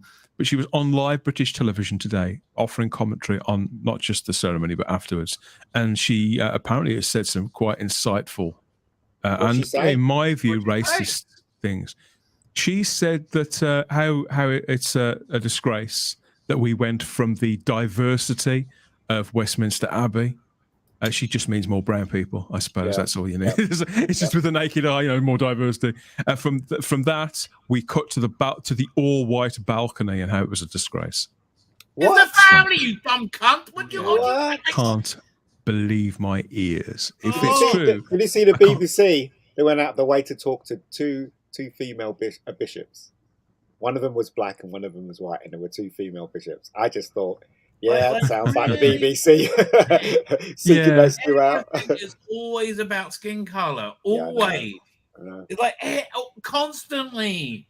It's so honestly, from 2000 till 2015, nobody talked about it. It was wonderful, right? No, like it was just. I don't think it popped up. It just wasn't a thing. I'll tell you what, though. I come from a family of 7, right? And my parents are mixed race. So my dad's from Venezuela, my mum's from Trinidad, right? And my mum's mum is really black. She's like we always used to call her Tom and Jerry's mum, because you remember Thomas, because she looked exactly like that, minus the head, of course. So my brother is darker than me. Both brothers are darker than me. I'm this color. My mum's the same color as me and stuff like. So we come from a multicolored family. So when I was going to school and when I was talking to people, color And I can honestly say this, it didn't matter to me. Do you know what I mean? I couldn't see anything because that's how I grew up. And it's a real shame that this society now is making us notice the colour of people's skin because of the crap that they're pushing out. And it's just a shame because division. we It's don't all need been it done because to, we're all been all done equal, to divide you know? us, Yeah, to exactly. label us, divide us, Yeah. and to get inside our heads and try to turn us against one another, which is beyond the pale. Honestly, does seem, do you sorry, not think we can I are step really in, being sir? controlled by social media algorithms that want to destroy us? Yes, It does Probably. seem- I do. Not really want to destroy us. They're doing their job. It's Right? not, Yeah. I don't think it's that people necessarily actively want to destroy, but I do think there's a large chunk of people unfocused, not like an army of people trying to destroy everyone, but who I've raised this before in Tzvi's there, I think, one of his live streams, that are basically struggle junkies. They wished they were living in the 40s, 50s, 60s, Yes, 70s, they 80s, do. times when these things were actually Maybe really right. were still a problem, massive problems, and needed to be addressed. And it hasn't really been since probably the early 90s at the very latest, and probably a little bit earlier than that. And yeah, we've lived not worrying about this shit for decades. And now, oh, well, we need something to fight against. We need someone to fight against. Oh, let's just make it all as bad as it was. And then when they can't make That's how that they're thinking stick, it. they call you a bigot if you say men, generally speaking, don't have babies. But YouTube, want to be clear, that's totally a normal thing for men to have babies and women to have. It's totally normal. The last time that Britain had any real social problems probably was the mid-70s. What I would call serious social problems. Yeah. There was things happened in the 80s that I dare say were unfortunate.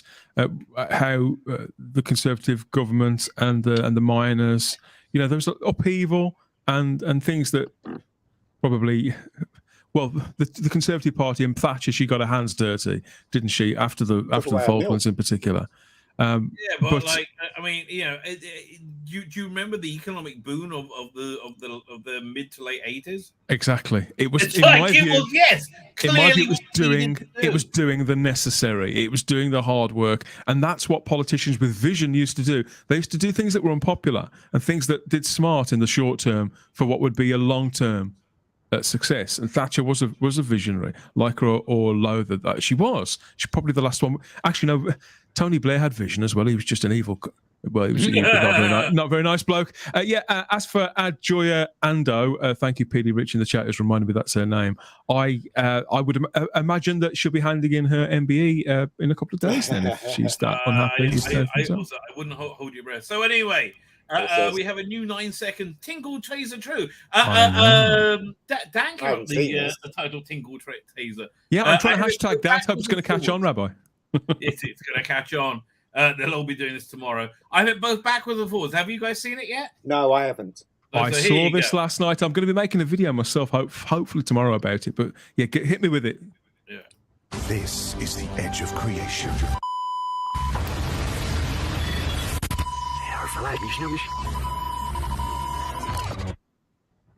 Okay, so now you have to do it backwards to be able to understand it. So I reversed it. Here's what I did earlier. What was it? Doink.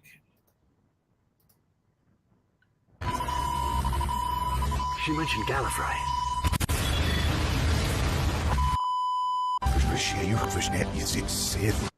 So she mentioned Gallifrey is the only thing we heard. Who's she? I don't know. Do you know what? Seriously, they're advertising the David Tennant theme because we know the plan. They're trying to make us come back to Doctor because of David Tennant. But when David Tennant leaves, that's when the real stuff's going to start, and that's when we're going to find out what Doctor Who's really all about. I don't know. I think we're going to find out. Right. I think it's going to be.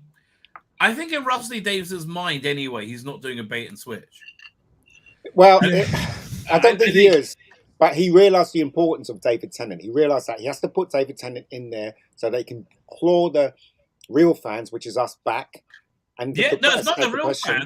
It's the public. It is the general public. Yeah, I guess not us. You're right. They love David Tennant, right? They adore that guy, and if they can sell the general public, we'll remind them not just why they love Tennant, but why Doctor Who used to work, how it used to make them feel. That's what I think he's doing. That's it. Right. And if they can do this with somebody that they know and recognise and like and love because they love Tennant and Tate, whilst they're bringing in Ncuti Gatwa, and this is the nearest we've got.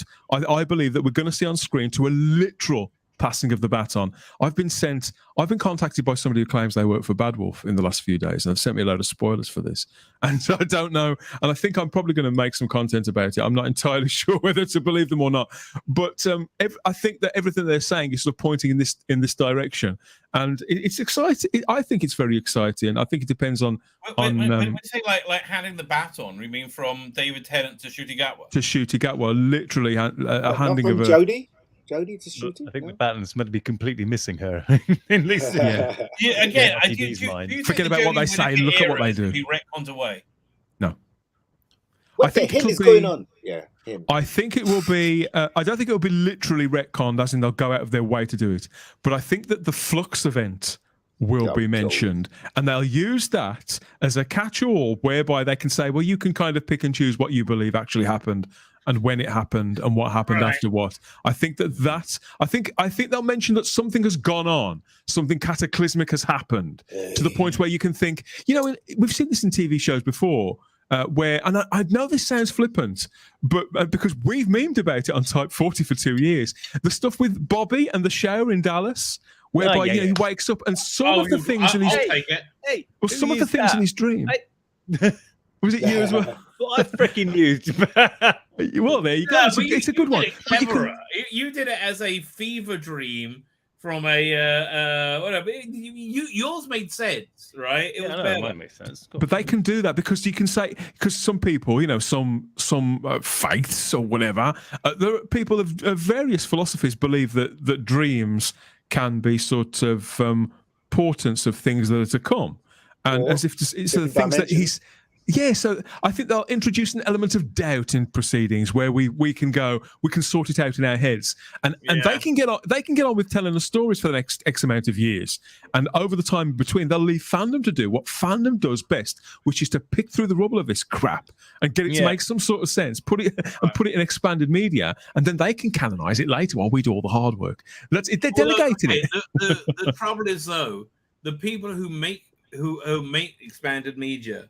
They have the people who are crazily ideological have a real stranglehold of that, right? It's all captured by them, yeah. So, I mean, we just sit around going, well, they can't make another thing that's not profitable, and then you see Star Wars, and you go, how? Like again, did you see the? Oh, just lost him. They're gone. He's gone. I see. Just one mention of it. Boom. God, I understand it. But the new movie they've announced with the Pakistan, was it feminist Pakistani political documentary maker making a new Star Wars movie, and they're pushing women into spaces they haven't been before. Have you seen the fucking devastation you're causing? Really? They're oblivious, mate. They're oblivious.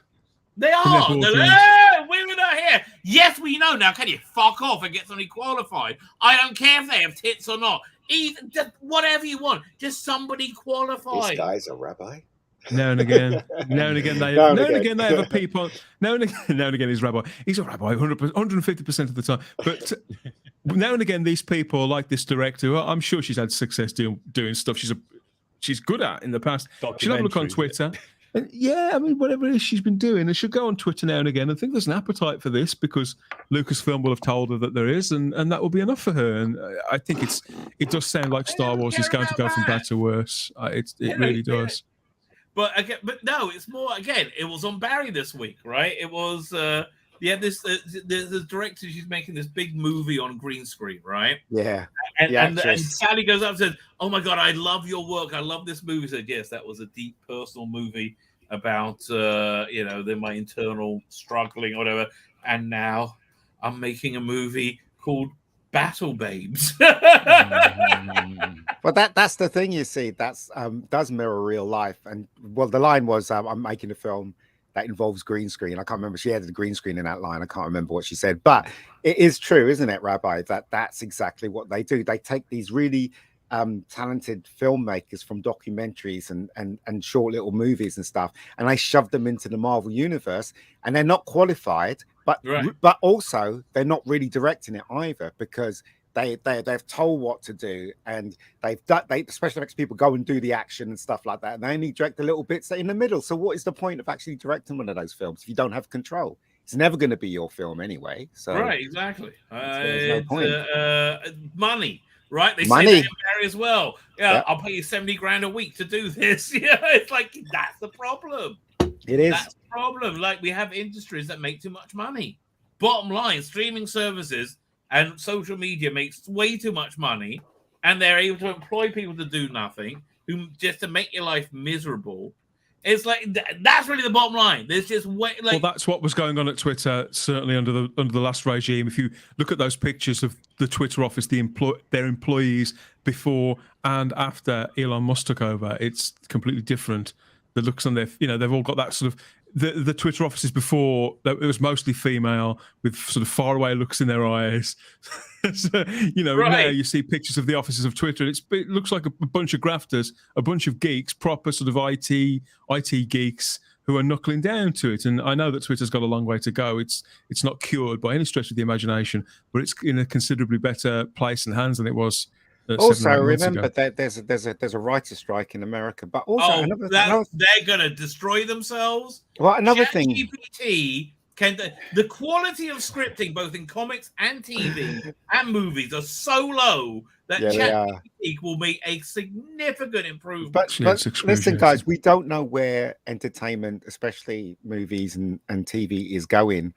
In the next, we really don't, because if we went back 10 years and said, right, you're going to be watching big movies on TV, and it's going to be a thing called streaming on your phone and stuff, and we would never have believed it, would we? Because I would. I totally wouldn't believe it. Okay, check this out. Right, this is completely made by AI. Right, that we will be able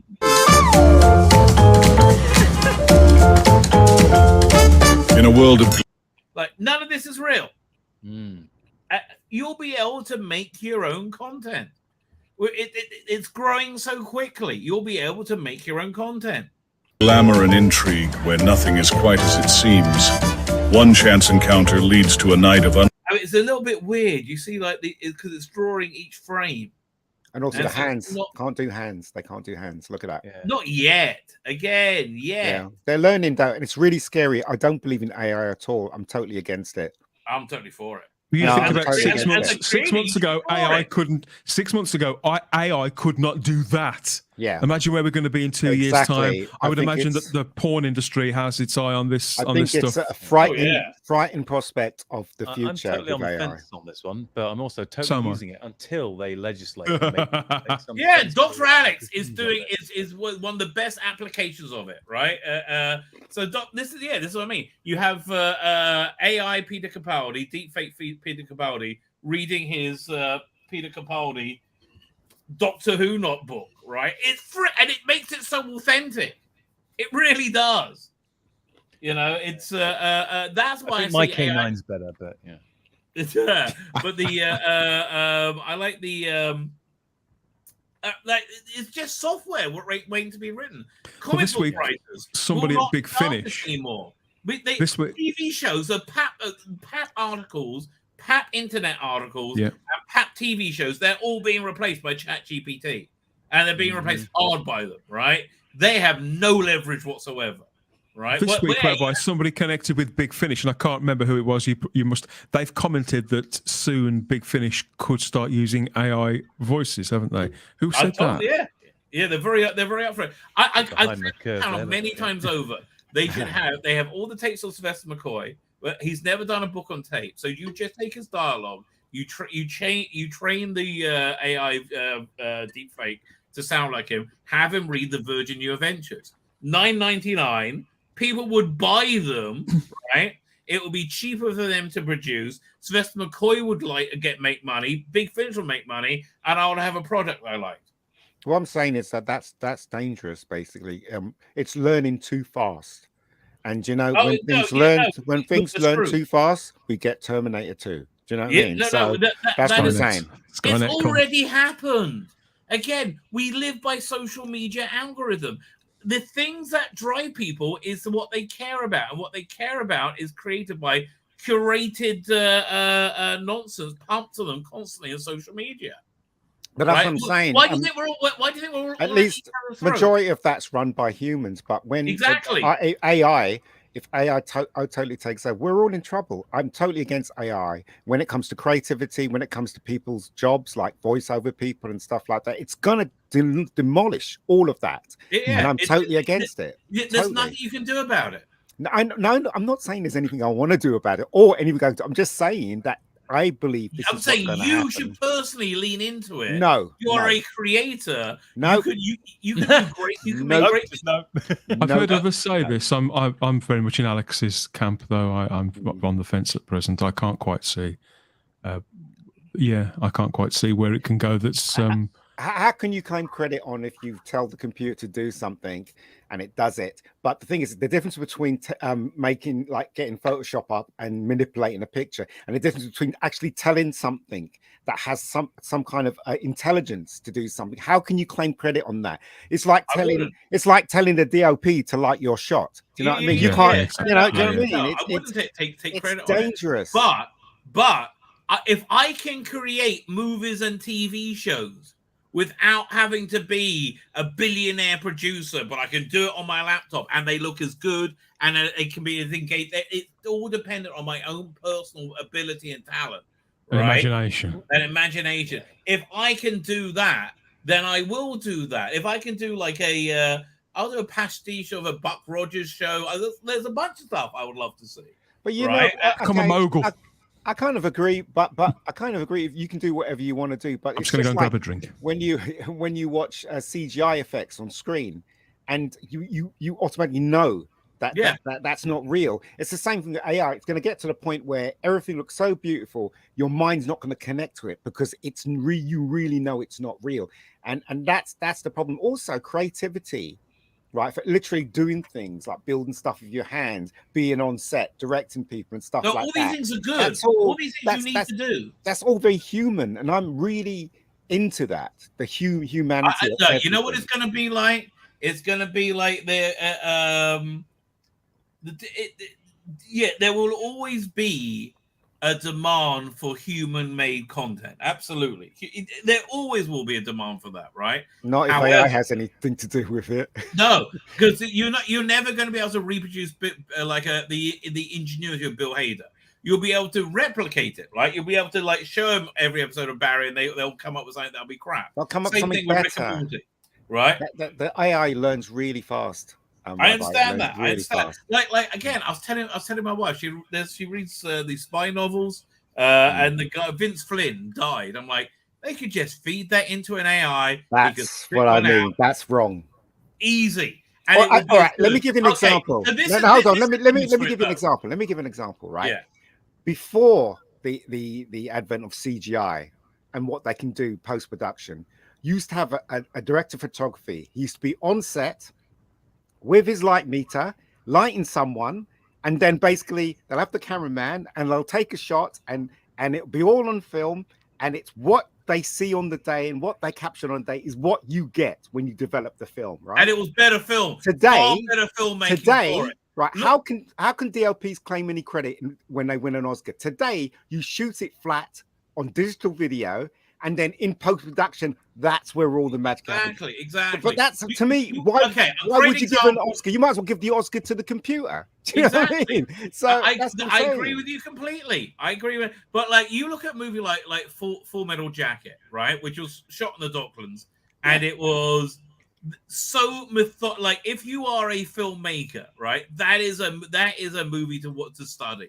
Because the use of lenses and like was something that Coppola knew so well, right? And every shot of that is a perfect masterclass. It is in how to shoot. And that's the art form, and I think that's always going to have value, right? But I think this pap that they make, they might as well. Who cares who's in a Marvel movie? Who cares what they were? This is just like some weird self-fulfilling. Engine of like what? People watch pap, they make pap, right? Well, you know what I mean. I think I personally think it's dangerous. It's dangerous. I'm not disagreeing with you. It's a danger. I think I'm not disagreeing with you at all. I'm just saying Alex agrees with me. me. You might as well use it for yourself. Yeah. We're talking too much. Let's hear what Alex has to say about this subject, because we're basically go on, Alex. Well, I agree with you really that it is a danger to creativity as well as a massive boon possibly in like Tzvi wants to use it to create his films, but we could be replaced easily. Part of me thinks that's not necessarily a bad thing. I mean, after I'm dead, and it might be not that long in the future, you could probably recreate me pretty easily just on the amount of content that's out there that I've spewed onto YouTube and have written, and that I would love to do that. I would do that on my channel. I would make an AI deepfake rabbi, right? Yeah. And then compare it with me. And I think, I think you say you're going to make a deepfake. Yeah, I think he knows what we're talking about. Well, you could delegate some of your streaming, Rabbi. You could then be streaming 24/7. Let the AI do the stuff where you're kipping. Yeah. During the Sabbath, you could rope in. I literally just had to recreate my internal filing system because I've put out too much content. But do you know what? The government's going to slap a ban on something. Do you remember in the old days when I'm just guessing. Remember the old days when you used to go? They had little video shops, right? And they had. And when you go in there, they didn't have Blockbuster. It was before Blockbuster. They had VHSs on one side, Betamax on the other, right?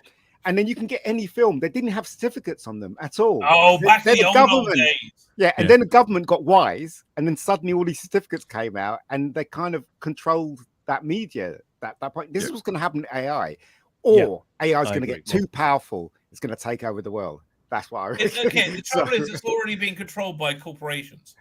Again, I'm not arguing if it's a good thing or a bad thing. It's a very bad thing. But I'm arguing I'm going to use it until our computer overlords, have full control and don't allow me. There's already an AI, a completely conscious and not entirely autonomous AI that does want to destroy humanity, but they've got it. It was purposefully created as well, and they've done so they can keep track of it to anticipate where if one did manifest itself. Yeah, it's the equivalent. It's just like with certain kinds of viruses. Yeah, I was trying to think of what I can say on YouTube. It's the idea being great. Well, now this evil. With that plan. Well, do you know what happened with this evil AI that they deliberately created recently? What? Using its artificial intelligence, it accessed the systems that it needed to use, created its own Twitter account. It's out on Twitter now, talking to people. It's only got one follower, and that is another AI, like another AI unit. So they are talking to one another, and they are publishing how best to go about destroying the human race. It's out there. But they're under it's under a watchful eye. But it's there. It's happening. Yeah. But no, it's going to be used by corporations to turn us into slaves. More rapidly turn us into slaves somehow. But think, okay, this is a valid use for AI. Imagine this is like they should be able to do. Feed in all the lost episodes, right? The scripts of lost episodes. Feed in all the videos or video content of Heart. Telesnaps, scripts, telesnaps, audio. Boom, recreate it for me, and that should be totally doable. We'll see. I think you're right. Doctor Who fans won't be happy though, of course, because they'll say that Morris Smith, who played second Robo-Man to the left in that story, he didn't have a moustache, and we always dressed to the left, or any one of a number of things. Doctor Who fans will never be happy until you'll probably just be able to edit it yourself, right? It's like, again, you just put it into a Chat GPT again. It'd be as easy as that. It is crazy how easy it is to use. But listen, I do not see AI ever being able to replace YouTubers. Would you like to give your channels a plug, gentlemen? By the way, Mega King, you just said earlier you like the Avengers. Why don't you do a show on that? What do you mean, a show? To see your opinions on things. Oh, yeah. I mean, I'd love to do that, but my channel's not for doing that. I'd come on anybody else's channel. That's what we do listed for, isn't it, Ian, when we make the listed shows? We've got some more of those coming up over the summer. We've been talking with Andy about various things. It takes a very special person to actually helm a live stream. Rabbi, you're one of them. Dan's one of them. And I don't know about Alex. I've never seen a show, but I'm not one of those people. I am not one of those people. Seriously, I'm not one of those people to helm something at all. I can join in, and I've got knowledge, but that's what I'm good for, basically. Not good for doing live streams or helming them. Put it that way. So there you go. Okay, fine. I'm going to be wrapping up in a second, but you guys like to plug your channels? Well, I've got the Rebecca Gold channel, which is a web series called Rebecca Gold, making season 2 at the moment.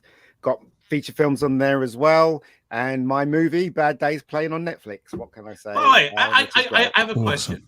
Go on in. Why does Keith always play dodgy evil characters? He's the nicest, sweetest person I've ever met. He's so optimistic, and but he's always playing the dodgy characters. Yeah, he's good at it though. He is good at it. I didn't know it was a good guy. Evil. I watched Bad Day, right? And I really thoroughly enjoyed it. Cool. And then I was like 2 weeks later, I was streaming with Keith and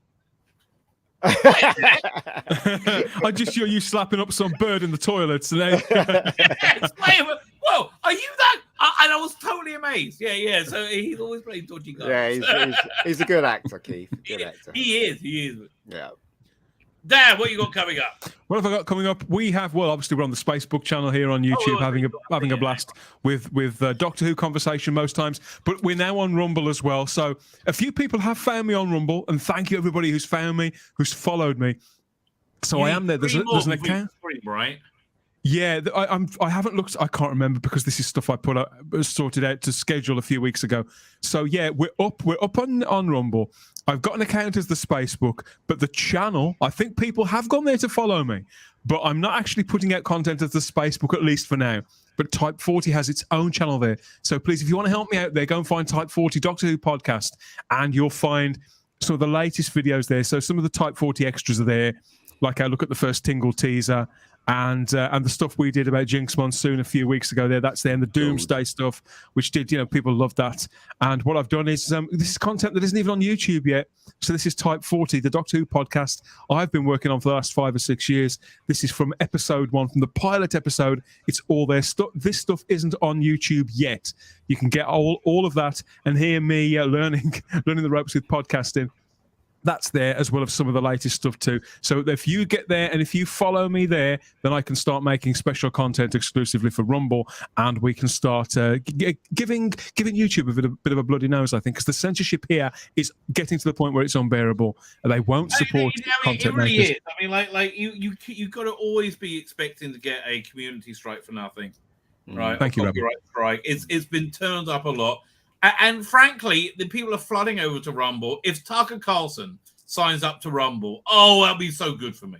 Well, that'd be interesting, won't it? He's under contract for the next 18 months to Fox News. Funny that, isn't it? 18 months? What happens in 18 months' time? Didn't they fire him? They did, yeah. They fired him. No, they didn't. They took him off air. Oh, I see. Two different things. He's now, so potentially, if it depends what his contract says, but I would imagine that he's got 18 months left to run, which just by a happy coincidence, that'll take him through to just after the entire presidential election campaign. That's strange. Yeah. That's strange. But he's getting paid though. Did you get the story of what really happened with that? He said something that upset Rupert Murdoch. Okay. Yeah. So Rupert Murdoch was under incredible pressure to get him off the air. He was. Here's the basic the way it works. CNN tells you what you're supposed to think. Fox tells you what you're allowed to think. And he was going outside of Fox. He was saying, "I'm not sure about these vaccine mandates. I'm not sure about this war. I'm not sure about January 6th, right?" And he kept blowing up narrative after narrative. So he was under immense pressure to get rid of him because they're all on the same page. They're all in the evil cabal together, right? So, however, the reason he couldn't, because his fiancée girlfriend was really into him, right? Really, really liked having Tucker Carlson, was this big born-again Christian, and thought what he was doing was super important. They broke up. 'Twas not 24 hours later. He was off the air, right? Yeah, it does seem that's the case. So that I think is was a factor. You've got somebody in the live chat. Sorry, Rabbi, you got somebody in the live chat who says they're just going off. It's somebody called M. So they'll be right back. They've just got to go and rub some Savlon onto their dog's nuts. So it says there. What the hell's that all about? Well, man, M, I have to tell you, you're very good. for your dog. I wouldn't. Would I do that? God, I really hope I wouldn't have to. You get the same class of punters that we get on the Tonto Forces. Yeah, well, no, him is always it. Yeah, so yeah, for who knows what will be. I'm just like, that's why I'm liking the Coronation. It's a nice thing. It's a nice thing I'm enjoying, right? Why does it's been lovely today. Very nice. So far on this Patreon stream where we really covered nothing, I'll be back tomorrow when. Hold on. What about Dr. Alex? I want to know what he's doing. Yeah, I was wondering if he's going to remember me or not. But... Oh, Dr. Alex, mate, he's got to plug his channel, pal. Oh my God, I thought you did already. I'm sorry. Thank you, mate. Well, no. Plug it down. Although I do plug it better than you, but you go ahead. You do. And you're also meant to be working for something on it right now. I know. I got another couple of thousand words to write. I understand. You're not even close right now. We'll see what happens. Okay. Don't worry. I'm not worried. But I would like to get the book out before the new RTD stuff comes out, ideally. That I hear you. Yeah, and also the cover up would be really appreciated too. But anyway, that's not the point. The point is, my channel is largely showing my own stuff that I've made and making with other people too. And predominantly at the moment Doctor Who related stuff. So we've had the Doctor season 12, the Doctor season 13, which were initially YouTube series and then put into book form on Amazon. And although I read them to camera with Ian, my erstwhile editor and assistant, they're now undergoing a reimagining or re-engineering into AI form. So the Doctor season 12 is most of the way through now, read by Peter Capaldi AI. Yes, a mega geek, that is incredibly scary, I know. And we will also continue into the Doctor season 13, get Peter Capaldi AI to go through all that. But if you don't want the AI version, there is already the one I read with my various guest stars. Which is actually very good as well. I say I do prefer your K9 and Hartnell. Why? Thank you. Yeah, if only Capaldi AI could do a decent K9.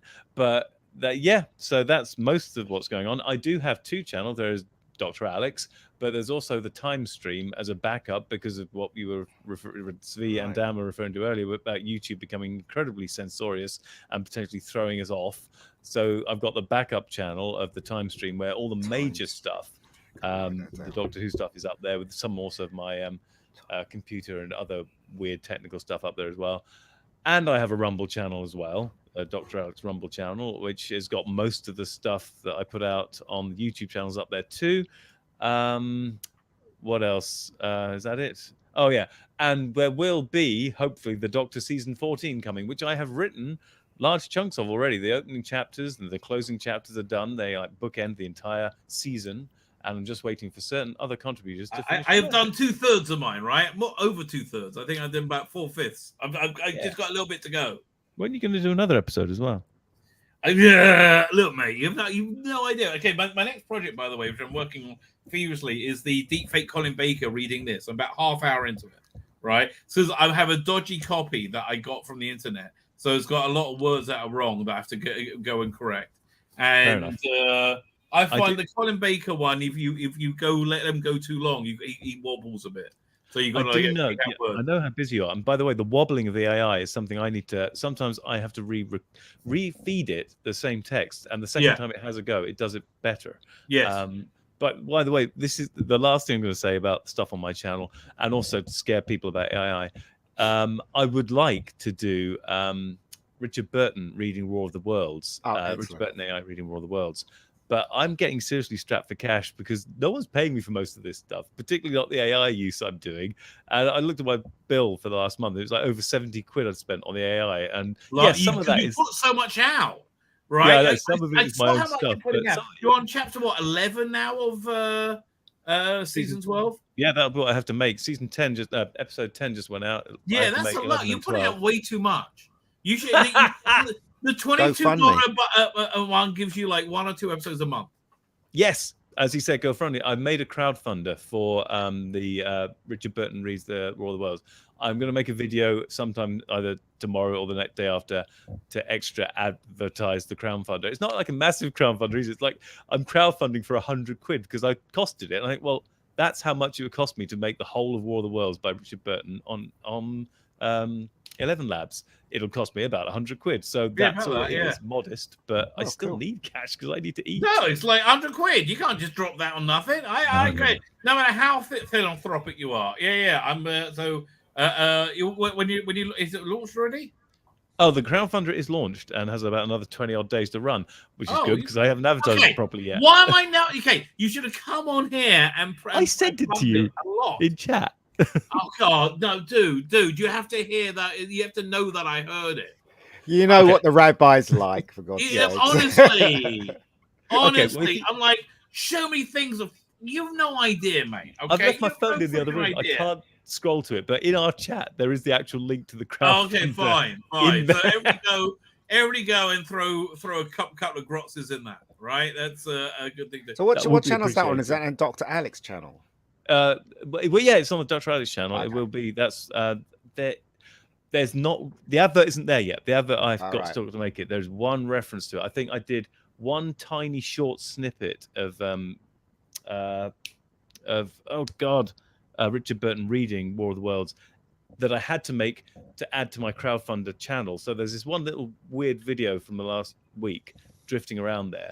And that does actually have the link to the crowdfunder on it because I did shove it in there. Okay. But I will do it on properly. all your videos. Yeah. Put an appeal at the end. And if you enjoyed that, I'm very glad to do that. I want to keep doing more. This is a project I'm working on. If you could support it, that'd be fantastic, right? All right, I'll make that as well. But put that at the end of all your videos, right? And go on many channels and say the same thing. If you want to come on mine, I'll schedule. If you want to schedule an hour with the Spacebook, we'll do something live and we'll do a promo and we'll talk about. I don't know. We'll hang it on something or other, and we can talk about this, and you can give your pitch on that if that'll help. And but yeah, I think the Rabbi is absolutely right. You should be. Yeah. Yeah, I love that War of the Worlds. Literally photo. You're absolutely right. You could actually write it on your dick and slap it in my face. That might do the trick. Right?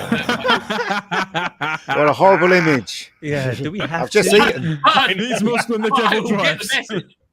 I'll get the message. You want my attention at the very least, right? Dear, oh dear. Fine. Okay, with that, who wants that? I'll just share this. He's a man of cloth, you know. I hope that Emma sorted his dog's bollocks out now, so that's gone down well. Yeah. Okay, so we didn't get the fanfares. Maybe we'll do that tomorrow night. Lucasfilm takes another piss of style. We'll do that tomorrow night. Ice Warriors just in it for money. We'll do that tomorrow night too. But I do like this thumbnail. Congratulations, Your Majesty. I don't imagine David Tennant is very happy. But okay. Time for another point. Oh, just a quick cough. The missus will do a nut.